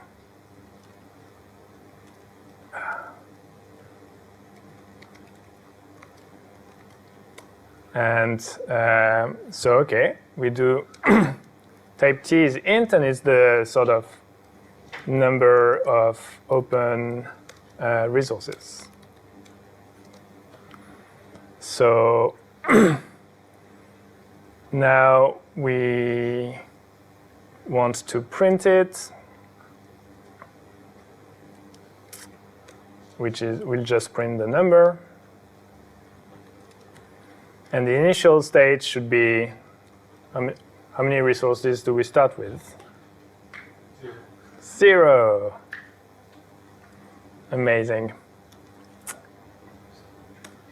Let's build that. And run the analysis.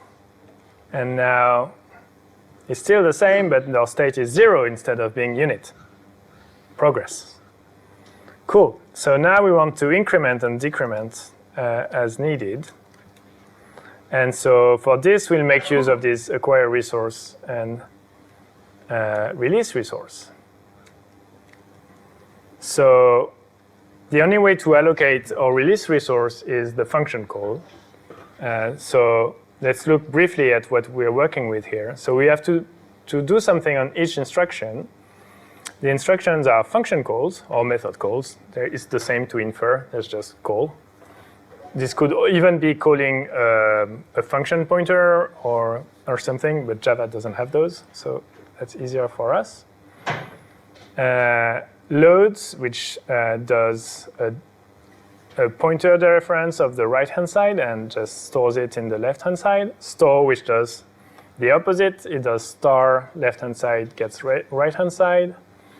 And then there's prune, which is a bit slightly more unusual because you don't really have those in programming languages, but it's basically assume that the expression is true on the branch.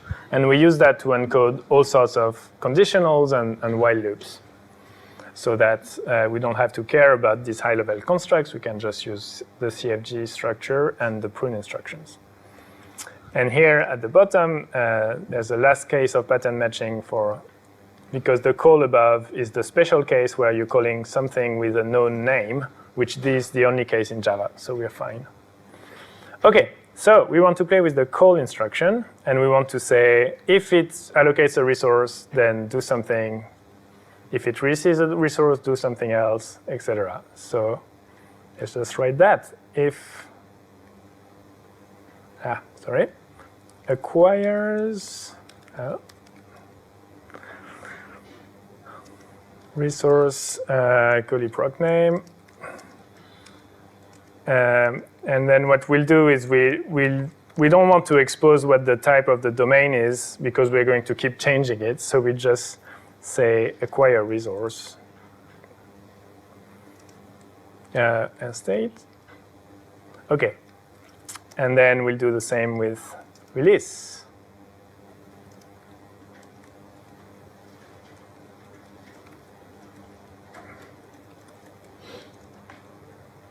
And otherwise, the state hasn't changed. OK, Okama is very angry because none of these things exist, which is fine. Oh, yeah, I have to pass the TN here. So you need the current name of the procedure, but also the type environment. because that's what it does to look up if you're inheriting from a closable. Okay, and now I need to define these extra functions in my domain. So let's acquire resource. So now I have some counter, and what should I return? X plus 1.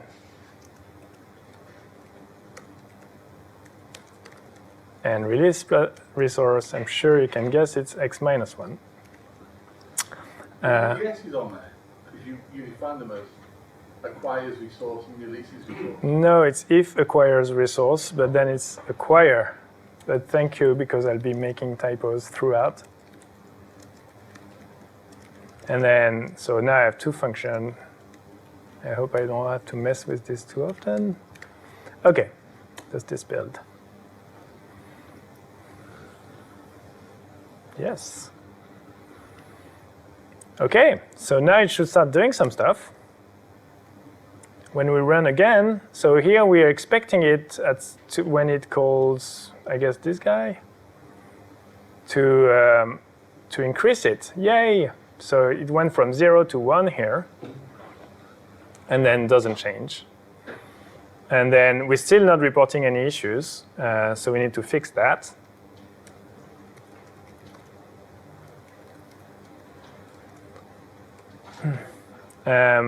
Yeah, there's a thing here, change me. So let's say, let's write another function in the domain that tells us if we have a memory leak. So when do we have a leak?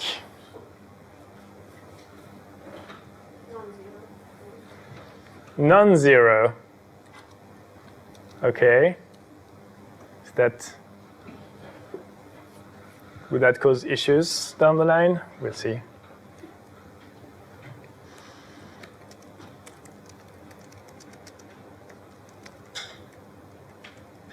And here I'm just going to say resource leak domain dot has leak posts. Okay, now it tells me this doesn't exist, but it's wrong.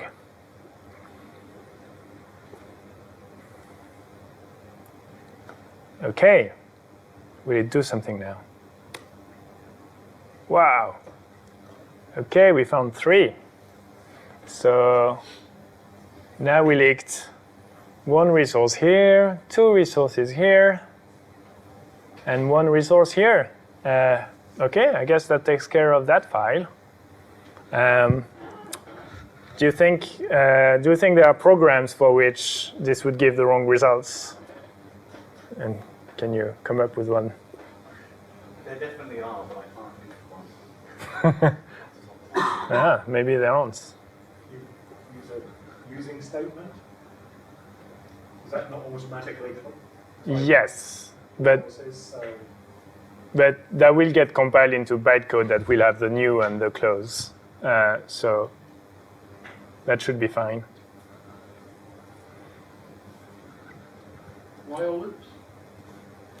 Yeah, if we do a while loop or a conditional, it will crash right now because the join is just assert false.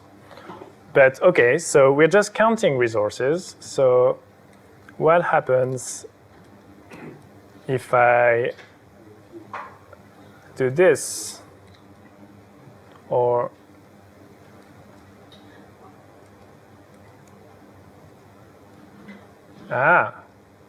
I'm not reporting this.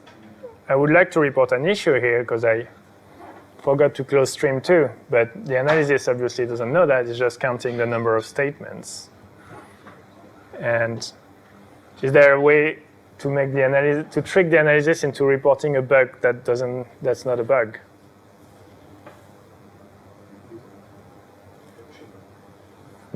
Use a dictionary for per resource usage. Ooh, yes. Okay, we could stuff resources inside the dictionary and then what? Open them and check whether they're closed.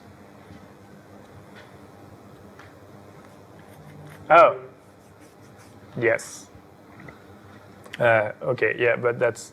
Well, you have to change a lot more advanced Java than I can write, so let's not do that. Is there a way to not close a resource, but for it not to leak? I didn't expect this to be a Java exam.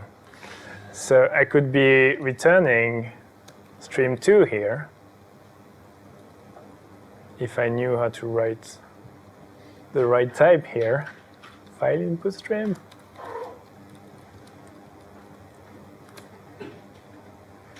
Aha! What's this? That looks like a false positive because I'm returning stream 2, so obviously someone else can close it. But now I'm reporting a leak because I reached the end of the function without closing it. OK, so we're getting a bit ahead of the next steps, I think. But OK, just counting naively the number of new and close is not going to quite do it. One thing, we'll try to address some of those, but closing the wrong names, for instance, you would have to track what resources are associated with what name in the program, and then that the close match the corresponding open. There's the last part of the lab does that, but I don't think we'll get to it. I certainly won't be able to live code it in the imparted time. So OK, let's see what this says. We've done all this. We've done this. Blah, blah, blah, blah, blah, blah. OK, now we want to deal with if, then else, and loops. So let's open leaks branch.java. What does this do? This has a leak, but only there's a branch in the middle. And this has no leak because it's closed in both branches. What's it called? Leaks branch. OK, all hell broke loose. But if you can scroll through all the bloody texts, you can see there's an assert failure in resource leak domain, line 16.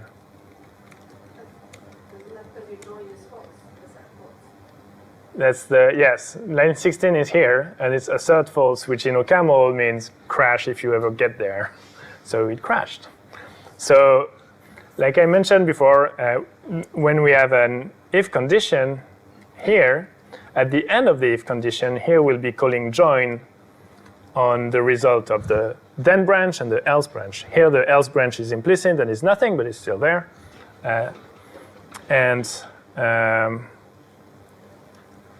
I guess, do I get the CFG or is it not there because it crashed? Yeah, it's here. That's another thing Infer gives you is this little, this is the result of, this is the intermediate representation of the program. So let's look at the first one that just closed it in one of the, no, allocated it in one of the branches. It has this control flow. In Java, all control flow is a bit more complicated because these red edges represent possible exceptions and they're all over the CFG. Ignore them. But basically, here we're allocating a Boolean, branching on it. In one branch, we do the, the allocation. In the other branch, we do nothing. And then they sort of join at this empty node here because there's nothing afterwards, and then it exits. OK, so we need to do something less completely brain dead than crashing. So what should the join of two branches be? So you have some number of allocated resources in one branch and another number in another branch. And we want just one number for both branches. Which, take the max. What does that do? Why the max?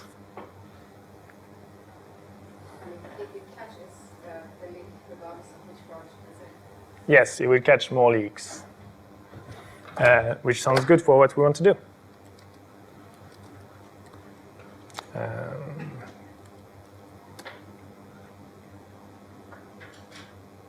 Yes, did I change it? OK, let's try that. Yay. Okay, so we don't crash anymore. Also, we've changed files, so I need to redo the dance. Cool, so now, we already do everything correctly. We report here, and we don't report there, which is what we wanted to do. So if we want to see what happened, well, I guess we cannot, so that's fine. Ah, there is the join here. So it joined in one branch, there was 0 resource. In one branch, there was one resource, and we picked the one with the 1. Cool. And let's. So if you had a 1 in both branches, would it report left, right, or would it just pick 1? If you had, sorry, what? In both so branches? So you did a max function, so you've got a 1 and a 0, and it reported right, because that was where the 1 was. If both branches had a 1, what would it report then? Would it report left, right, or would it just pick 1 of the 2? It doesn't even know what branch we came from. It just knows there's been 1 allocation, but we're not keeping track of much here. We're not keeping track of where we allocated stuff. So it doesn't matter. We would also get 1. Okay. Yeah, in fact, that's a big weakness of the domain. In reality, we don't want to say, hey, mate, you leaked 1 resource, because there will be lots of code, and it will be not obvious. Well, that would be not very helpful most of the time. Okay, and there's another. It has another friend with loops. If we run on the loopy code, it will crash with the other assertion, which is this one, which let's just, okay, so what should we do? Hold on, let me check the README again. Okay, so we need to implement widen.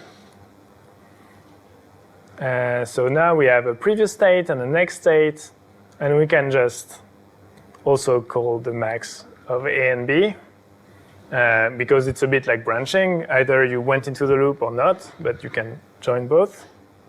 It's not AB, it's prev next. Fine. I guess I can call this join. And then it shouldn't crash anymore. Or will it? Let's see what Infer says. Oops, it still crashes. Oh yeah, sorry. There's another thing we need to take care of. We need to know when we've converged in the domain, if we accumulated enough resources. So when is a state implied by another state? Well, our join relation here implies that we should pick this as the implication, because, no, we should pick the other one actually. If you have more resources than before, you win, right? No, we want A to imply join of AB and B to imply join of AB. So we want A to be less than join of A and B. So we want, yeah, so that's max. So that's this one. Everyone convinced? Okay, so under the hood, this function was also called, which caused the crash. Huh. It's running a bit slow. Uh-oh. So fortunately, there's a failsafe in Infer somewhere that if you go through a loop more than 10,000 times, then it aborts. Please check your widening operator. Okay. So who can see the problem here?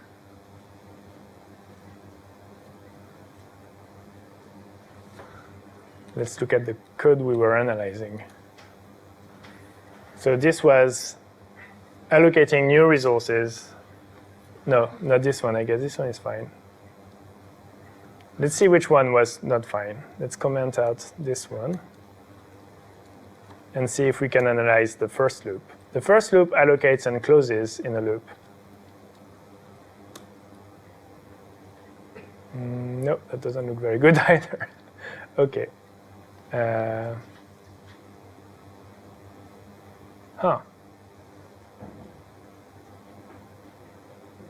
Well, okay. Not sure why, but so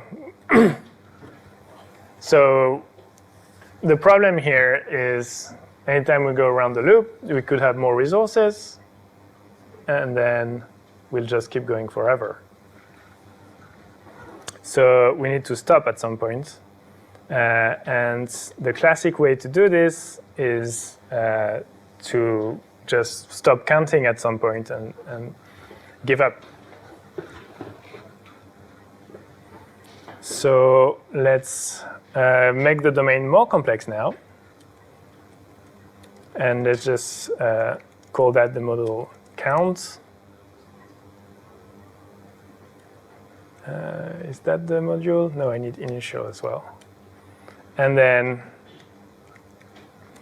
or there's what we want to do is our domain will be either top. I've given up. I throw my hands in the air. I won't know how many resources I have because I couldn't compute it. Or, I don't know, count.t. But there's, and then we need to define all the operations on this domain. But okay, let's, in fact, Infer already has some facilities for this, which is called top lifted, I believe, which is you give it a domain and it gives you a domain with top where the domain is top lifted. So either top or non-top. So include top lifted of count.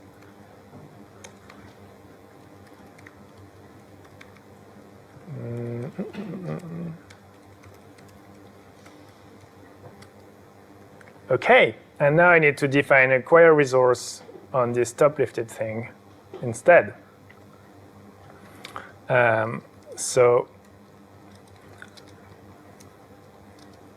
So if I have a finite count, I already know what to do.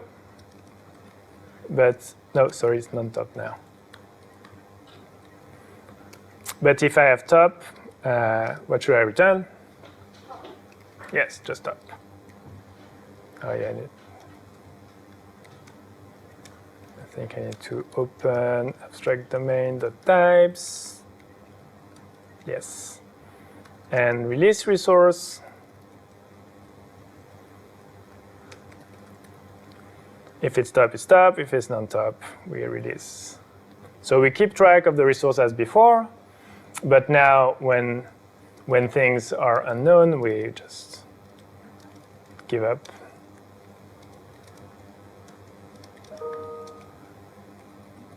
So what should hasleak say when we've thrown our hands in the air? We don't have unknown. We have. Do you have a leak or not? Sorry, I have a question before. So what did our initial count zero? Our initial is going to be non-top of the initial of the other one. When does non-top even become top?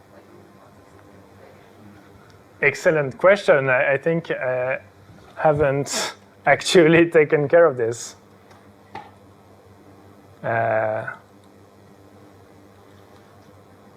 So if we look at top lifted, it's redefining the less or equal relation. I know, here it is, sorry. And then now the join, if it's one of them is top, the result is top. Otherwise, it joins as non-top says. And the widen is the same. So it's never introducing top. So I think we'll have to do something about that soon. But OK, let's do something about that. So when do we want things to become top? When non-top reaches the threshold that we set. Okay. Like a number of resources? Like a bounded metric, right? An upper cap that says if you've gone around the loop 1,000 times. Oh yeah, then, okay, so yeah, sounds good. Any other heuristics? I think that one sounds pretty good. So we already know how many times we've gone around the loop. And I believe the magic number is 3. Then top, else we're going to call the other widen.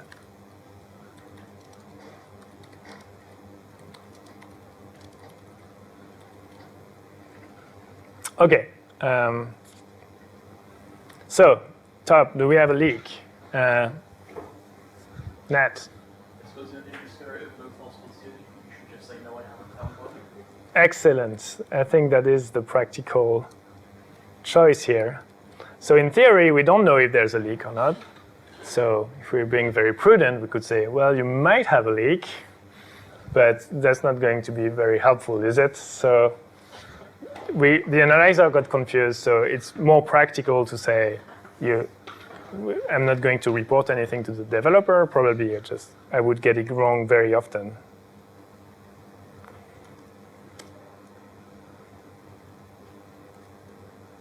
I also have to give initial. Non-top.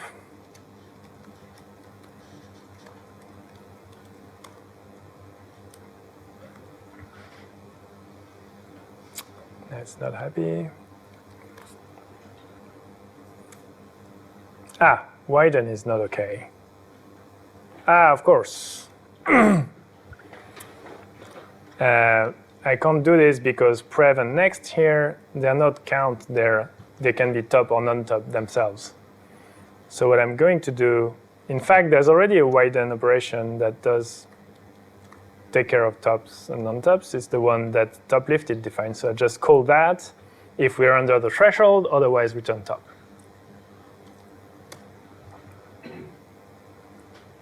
Thank you, types. Okay.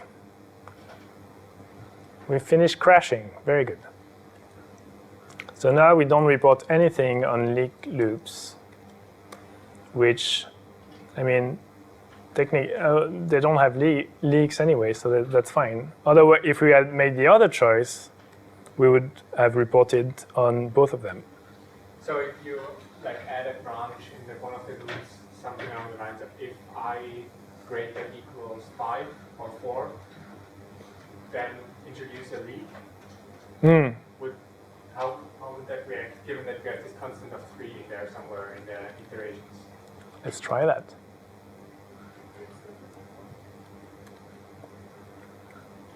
It's probably not going to report anything. Leak after 5. I'm not sure about that. So you're saying if I equals 5, how do you do if in Java? Is it equal? Then leak. Is that what you had in mind? Yeah, something like that. Yeah. Or that you only put the close in the statement. Oh yeah, So maybe close that. every time except for the last one. Yeah, that's also interesting. Okay, let's do this one. No issues found. Okay, now put 2 instead of 5.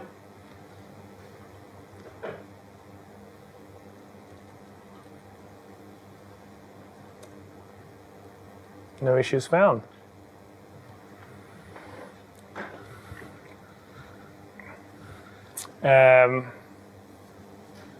Actually, why is no issues found?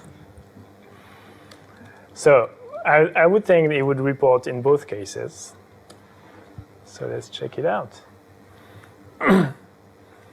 So the reason I think it's going to report it should report in both cases is it's going around the loop. It doesn't care about. We haven't built in any value analysis in our checker.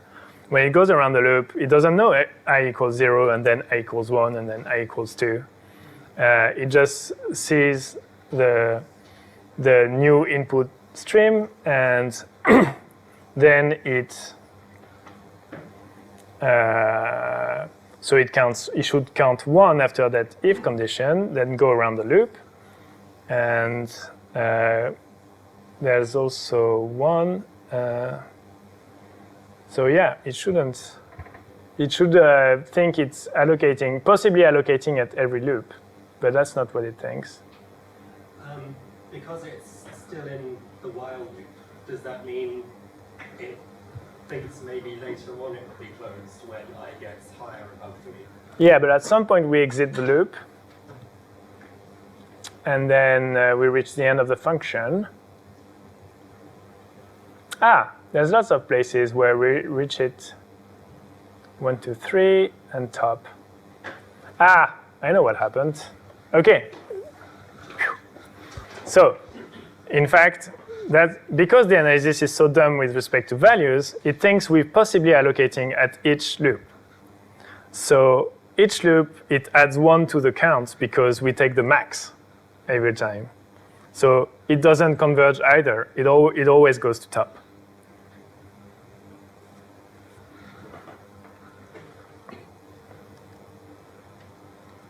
So yeah, turns out keeping them, if we'd kept the minimum, we wouldn't report either because we stay at 0 forever.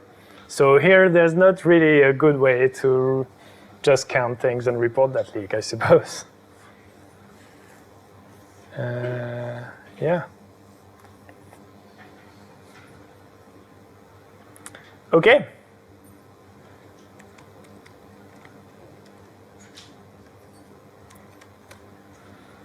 Any other questions at this stage?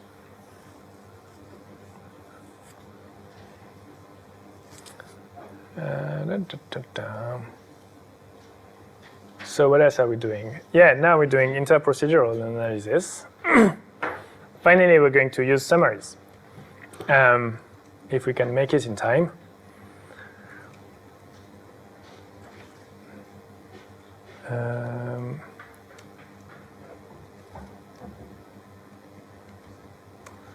Okay, so now we have, let's look at leaks interprocedural. What does an analysis do on this?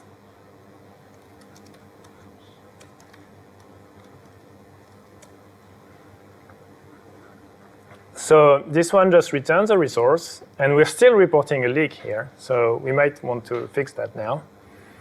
Then this one just wraps around the previous one. We're not reporting anything because this, for now, we don't look at the summaries at all. We just see a function call. If it's not an open or a close, we ignore it. This one calls a close, and here's something interesting. It leaked -1 resources. So Azalia just left, but I think one of her previous decisions led us to that. So when do we report leaks? When it's not equal to 0. When it's not equal to 0, what should we do instead? When it's greater than 0. When it's greater than 0, that's an easy fix.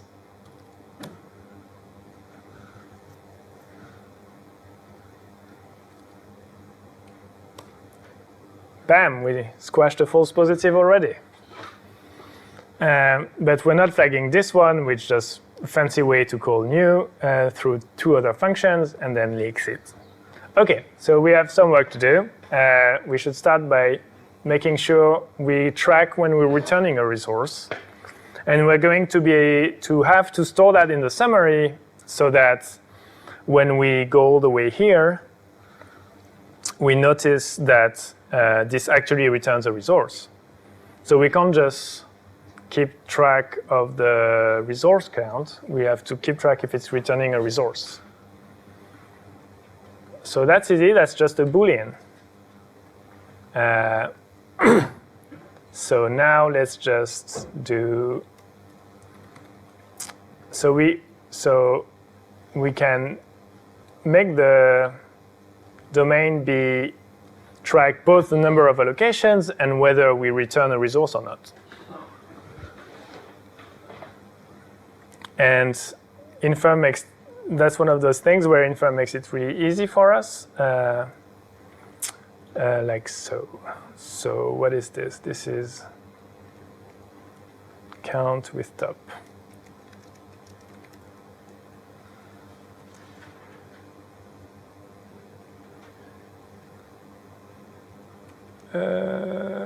Like this. Oh. And and for return resource, I've mentioned this before, there's an abstract domain that's already keeping track of a single Boolean, and we have choice between Boolean and or Boolean or for this. So which one do we want?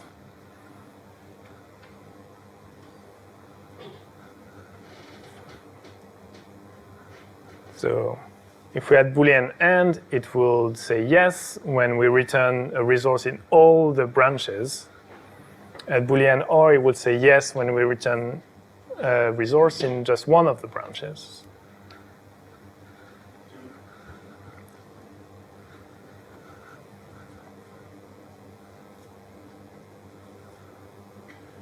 Does it in this particular example, I don't think it matters because we're not returning in branches. Yes. There's only one branch that's happening every time. Yeah, correct. So would it be best to start with and then have it be more restrictive, or generally is it better to start with or and start with a less restrictive analysis? Yeah. I guess we don't know at this stage yet. We can start with and. It will not matter too much, I guess. And then our real domain is actually a pair of count with top and the return resource.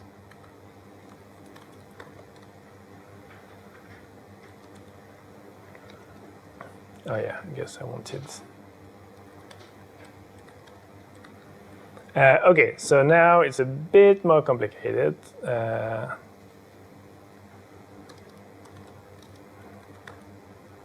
Because all of these are pairs. So it's match count with top, then we leave it at top.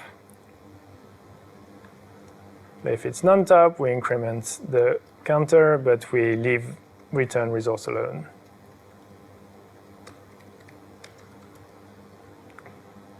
And here I have to remember to do the minus, and then is the interesting part, has leak. So if we have top and whatever, we're still not going to report a leak because we don't want to do that. And now if we have non-top, what do we do? If we have non-top x and we know that that we're returning a resource, what should we do? And if we know we are not returning a resource, we should do as before. That's easy. But if we're returning a resource, what should we do? X greater than 1. Yeah, because we're returning 1, so now 1 is taken care of. But if there are more, then we probably have a leak. I believe this compiles. Close. We just need initial. It's going to be non-top 0 and which one did we pick? We picked and. Oh, wait. Ha! Now it comes into play, doesn't it? Yes. So if I say true here, it's always going to be no. Oh, if there's no, it's always going to be true. So that's no good. We want false here, and if we ever see a return, then we'll consider that it always returns a resource.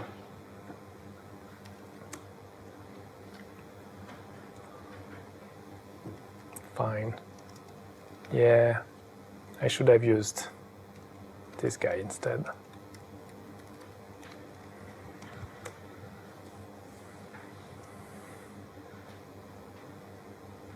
Okay, let's see what it says.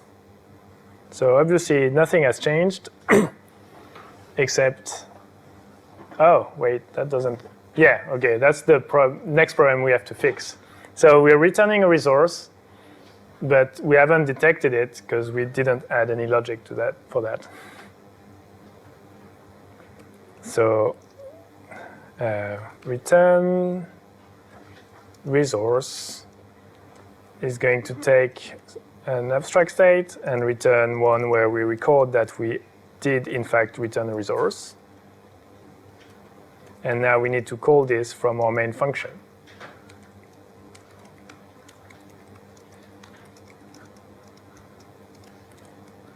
So we're going to call this whenever we detect that the function returns a resource. How do we detect that? Let's look at the trusty tutorial sheet. It says, hint, what do return values look like in Infer? Well, it's actually just, we can see it here, return new file name. If we look at the instruction, it's going to do the new, and then it's going to return it. Returning it means storing it in a special magical variable called return. So it's just an assignment. So there's some code to copy paste here. Will that work? No.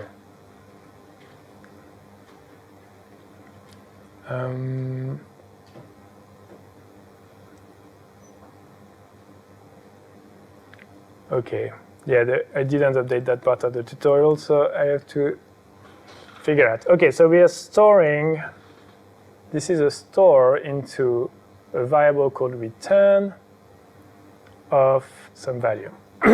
Okay, we can do this.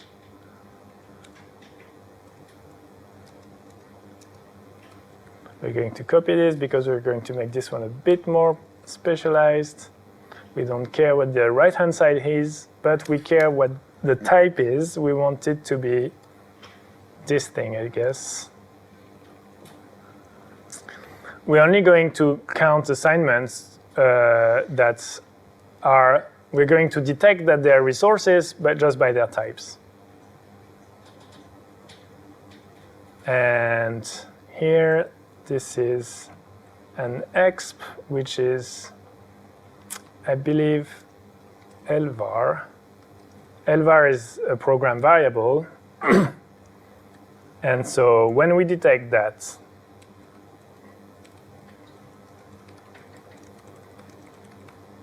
when return is return and the type name is a resource, wait, we don't care about the resource. Damn, that cheat sheet is not good. What did we say before? Is closable type name? I guess let's try that. It probably has the right type.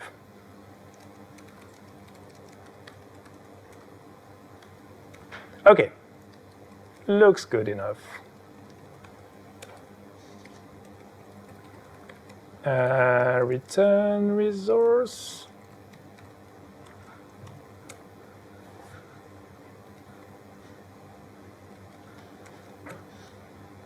Okay, I wrote some code. Ahaha. So now we don't complain here. Let's see what happened. We know we have one resource, but also that we return it. Hooray!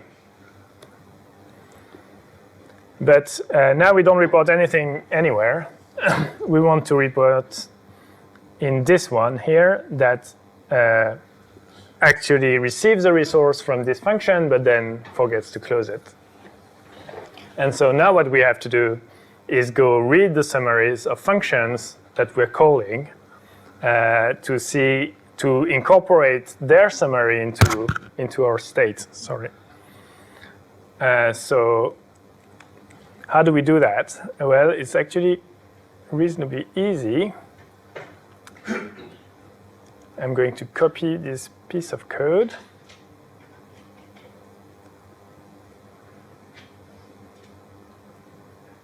Sorry. there's this, when you're inside your transfer function, you have access to this function called analyze dependency that takes a proc name and gives you back a summary if it has one. So that's this case.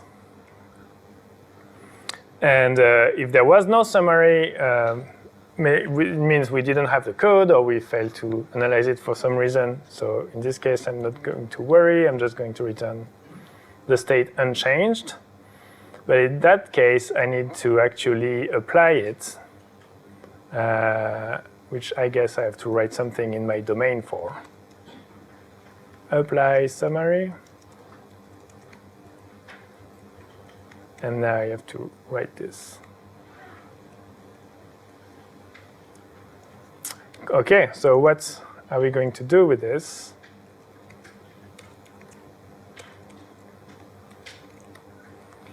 This is the final stage of this little exercise, I believe. Okay, apply summary. First of all, it takes a current state and then the summary. So actually here I have to give it the current state. Do I want the summary first? I want the summary first. Looks better.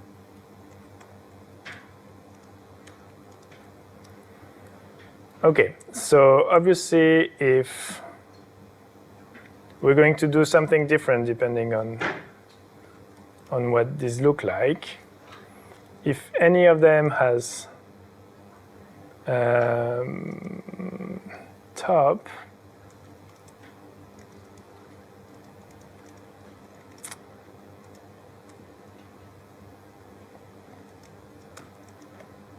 then we probably want to return top. Yeah, I'm not sure. What do we want to do? So, summary count and summary returns.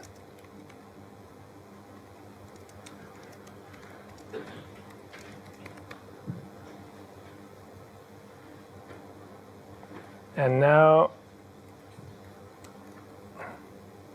okay, so obviously, if so I have some count and whether I'm returning a resource. So whether I'm returning a resource or not is not going to depend on the summary, because we just called the function. So that didn't change. My count of resource, what do I want to do between my count and the summary count? Yes. You presumably want to add them together. I presumably want to add them together. That sounds pretty good. So let's write that. Let's new count.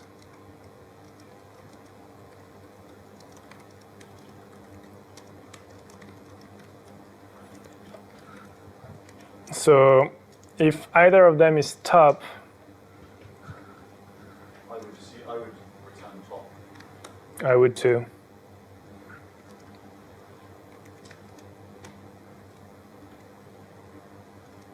So now we know that none of them is top.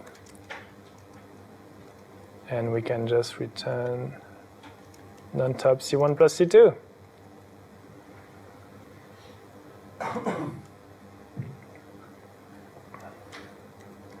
That's good, except that's not the whole story. So we haven't used the summary return.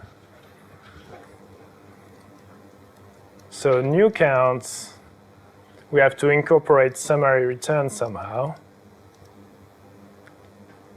Wait, hold on, I'm not sure I believe what you were making me do anymore.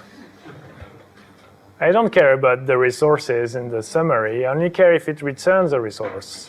Scratch that. If summary return, then acquire resource.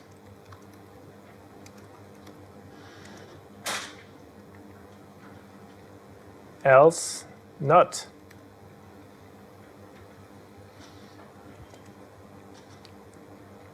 Is that it?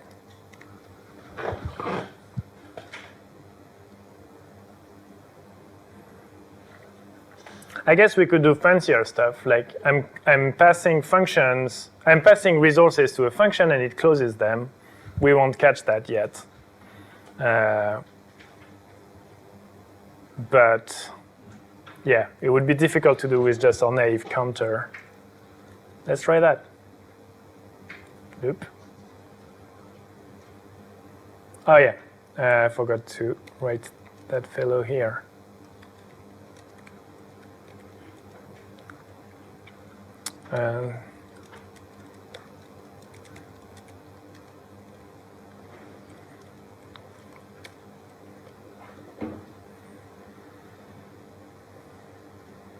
This is not very type safe. We could make it nicer, but we won't. Aha, victory.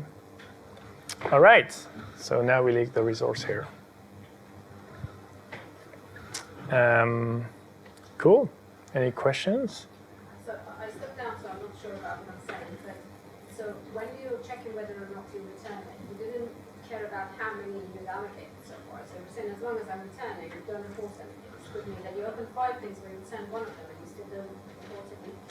Shouldn't it be that if I'm returning and I only have 1 resource?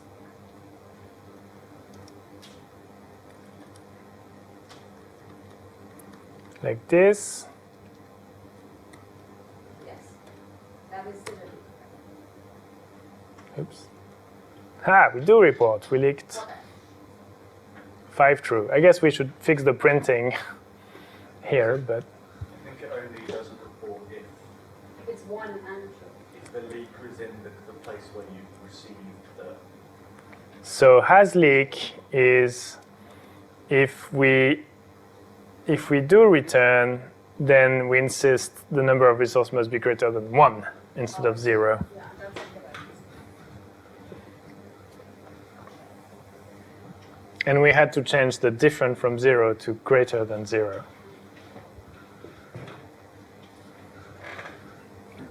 Okay, so that's basically it. What we did, we wrote a little domain.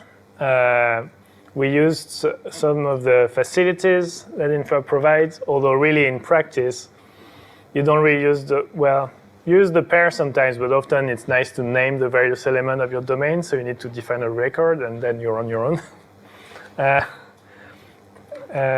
Because you can't write nice OCaml to do that automatically for anything.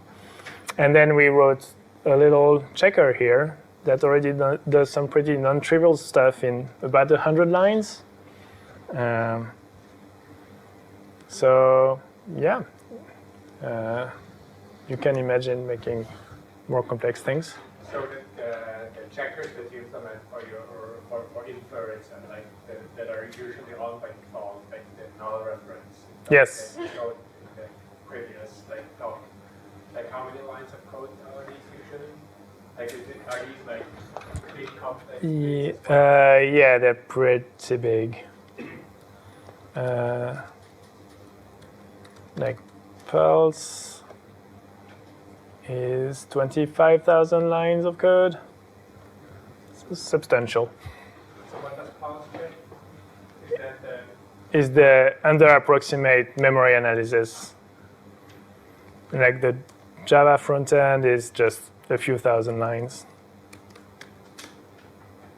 And the client front end is quite a few more lines.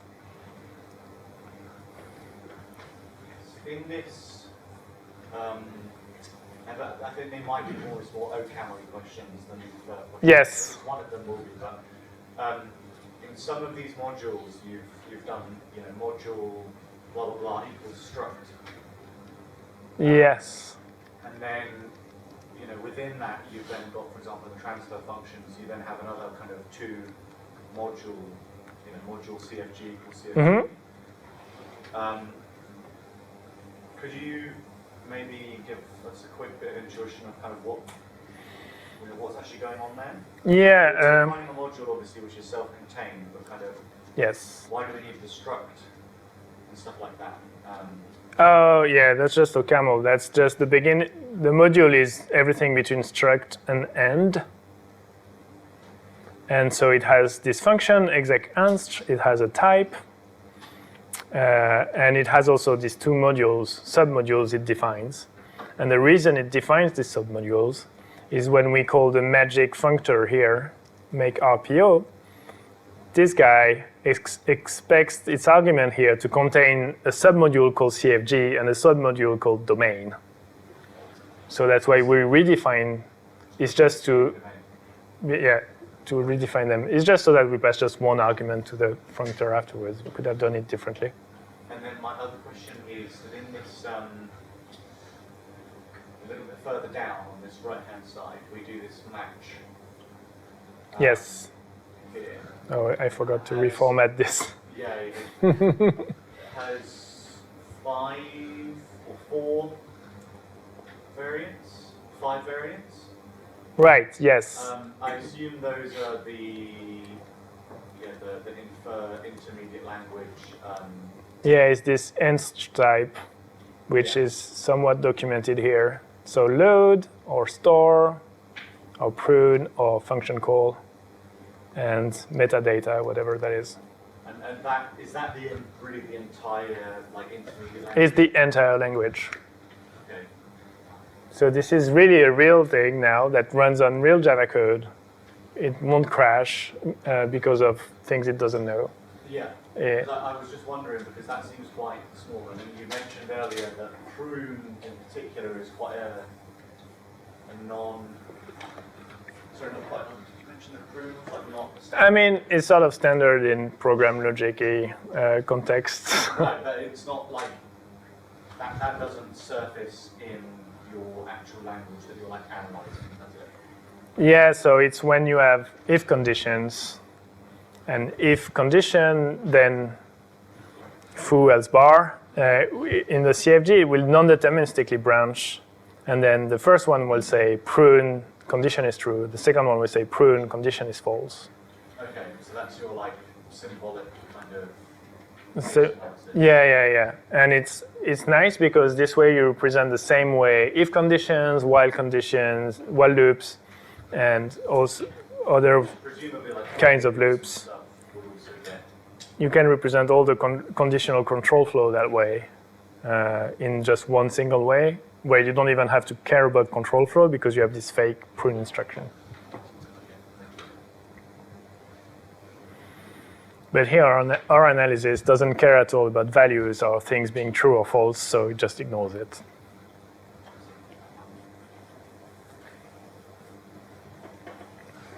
Yeah, if we run the pulse analysis, it will get quite a bit more details on these things.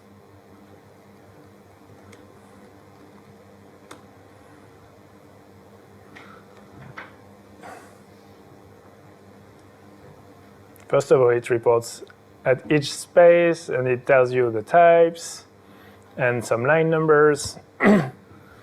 It does report this one, and the summaries are quite complex. Oh, wow. So there's 6 preposts just for this one, mostly because of exceptions, it looks like, yes. So there's one good case, and in the good case, you see there's some variables, and then there's a memory shape. These are the reference edges, and you can see something is allocated. We keep track of its type. And yeah, I mean, it keeps track of a lot of stuff. So Yes?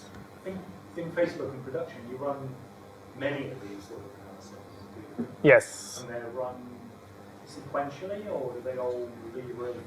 No, they pretty much run sequentially. So we fetch the CFG for each function individually, and then we run each analysis in sequence on them. And how many analyses might there be? How big is that list? Well, the full list is maybe 30 long, and the ones we run, don't know, maybe we run half of these. Or... Okay. And are they the kind of standard things, a bit like this? Free resources and stuff? So there's this, there's a concurrency analysis that tries to detect race conditions, another one that tries to detect deadlocks. We have an analysis that computes the complexity of functions so that we can complain if it increases. We have a whole range of issues like this.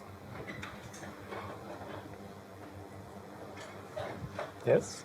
Just that's a question. So the domain we wrote for Leap is still quite simple in the sense that if I return an object type that had a pair of strings in them or an array of strings in them, I still wouldn't complain. Because I'm saying that would be a false positive because I'm saying if it's greater than one. Right. So is it possible to like write this in a generic way that you can apply this count recursively essentially to the objects inside the class and say, okay, this is the number of things. Yeah, so the next step in the domain, we can look at it. If we cheat and look at the solutions, there's one where the domain is a map of access path to to the resources that are held at that access path. So like a.b.c has one resource, a.b.f has another resource, and then I return a.b, then I know that I don't need to complain, and that it returns its two resources and where they are exactly. And so the access path, resources held. So we keep track of the resources held, which is a map from access path to the bound there that is there. And even that is not sophisticated enough, because really it should say, because it's just counting ultimately, instead of remembering the list of classes you've allocated or something like that. So then if you want to be, and because it's just access path, it will have a not great time with aliasing and stuff like this. So then when you need to get fancier, that's probably when you want to start using pulse instead of this.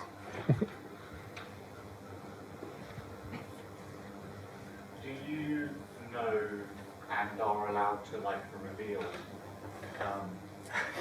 kind of where infer, like, I don't know if this is like actually a question you have the information to be there, but like surely Infer must find more bugs in certain kind of areas of the organization than others. Which app is the buggiest? Yeah, exactly. Like I was wondering if you had anything like that. Like, is it mostly user interface stuff, or are you finding a lot of like internal bugs that are kind of really critical? Yeah, I guess we wouldn't really know because no one has labeled those parts of the code for us. We have numbers on like running on the Java code of the Android apps, but even that we don't have number per app, for instance. So, or number of bugs per developer. Does Rust make this redundant? Well, hopefully. I mean, yes. So I had a whole spiel I didn't give on Infer is only there because languages suck, and if they were great and perfect, we wouldn't have to have this crutch. But still, it just means that you can focus on more interesting bugs. Or in the case of Rust, I believe it could be useful to have Infer check that the unsafe parts, unsafe Rust, actually has the type it claims it has, because nothing checks that. And there's quite a bit of unsafe Rust out there. No, but also for the deadlock analysis or the asymptotic analysis. Yes. The memory problem, not the complexity problem of the deadlock problem. Yes, and for instance, we analyze Kotlin code, and Kotlin. Sorry. I think Rust does do some race. I mean, I think that's why I would say race. Oh, okay. Deadlocks. But Kotlin, for instance, has null safety sort of baked in, except if you call Java code. But you can still detect race conditions and other things. What size of code do you think the over approximation version you thing you can use where you're not getting flooded with false positives? Is it a case of actually that you would, with like 100 lines of code, 1,000 lines of code, that would be small enough that actually the approximation isn't going to destroy everything? Or even if you have 1,000 lines, is it going to just... No, I mean, it was giving, we were running it for a long time on the apps code, on diffs, and it was giving good results there. And these are millions of lines of code. But part of the reason it's giving good results is we only analyze diffs and we only report new issues. So we only analyze a little bit of code at a time, and we only report very relevant issues. But of course, if you scan the entire app and have the big old list of bugs, that's never going to be very actionable. So I was thinking sort of if you had like this giant code base, and you go, actually, either human knows that the really important bits are this, this section of the code base here and this section of the code base here, could you sort of configure it to say, okay, under approximate everywhere other than these sections, which I'd like you to over-approximate because I care more? Yeah, that's a great question. It quickly gets philosophical in what do you want from your static analyzer, and maybe some different people want different things. And for now, we've built the tool in a way that always works the same for regardless how you run it. But for instance, in Pulse, you can configure the number of paths it keeps around. And so you can decide to spend a bit more compute and have it explore more of the code. So in time, we'll have more and more knobs like this you can turn to configure it. But yeah, I guess at Meta, we don't have people who really make these decisions except us, and we don't go and configure it differently for different parts of the code base so far.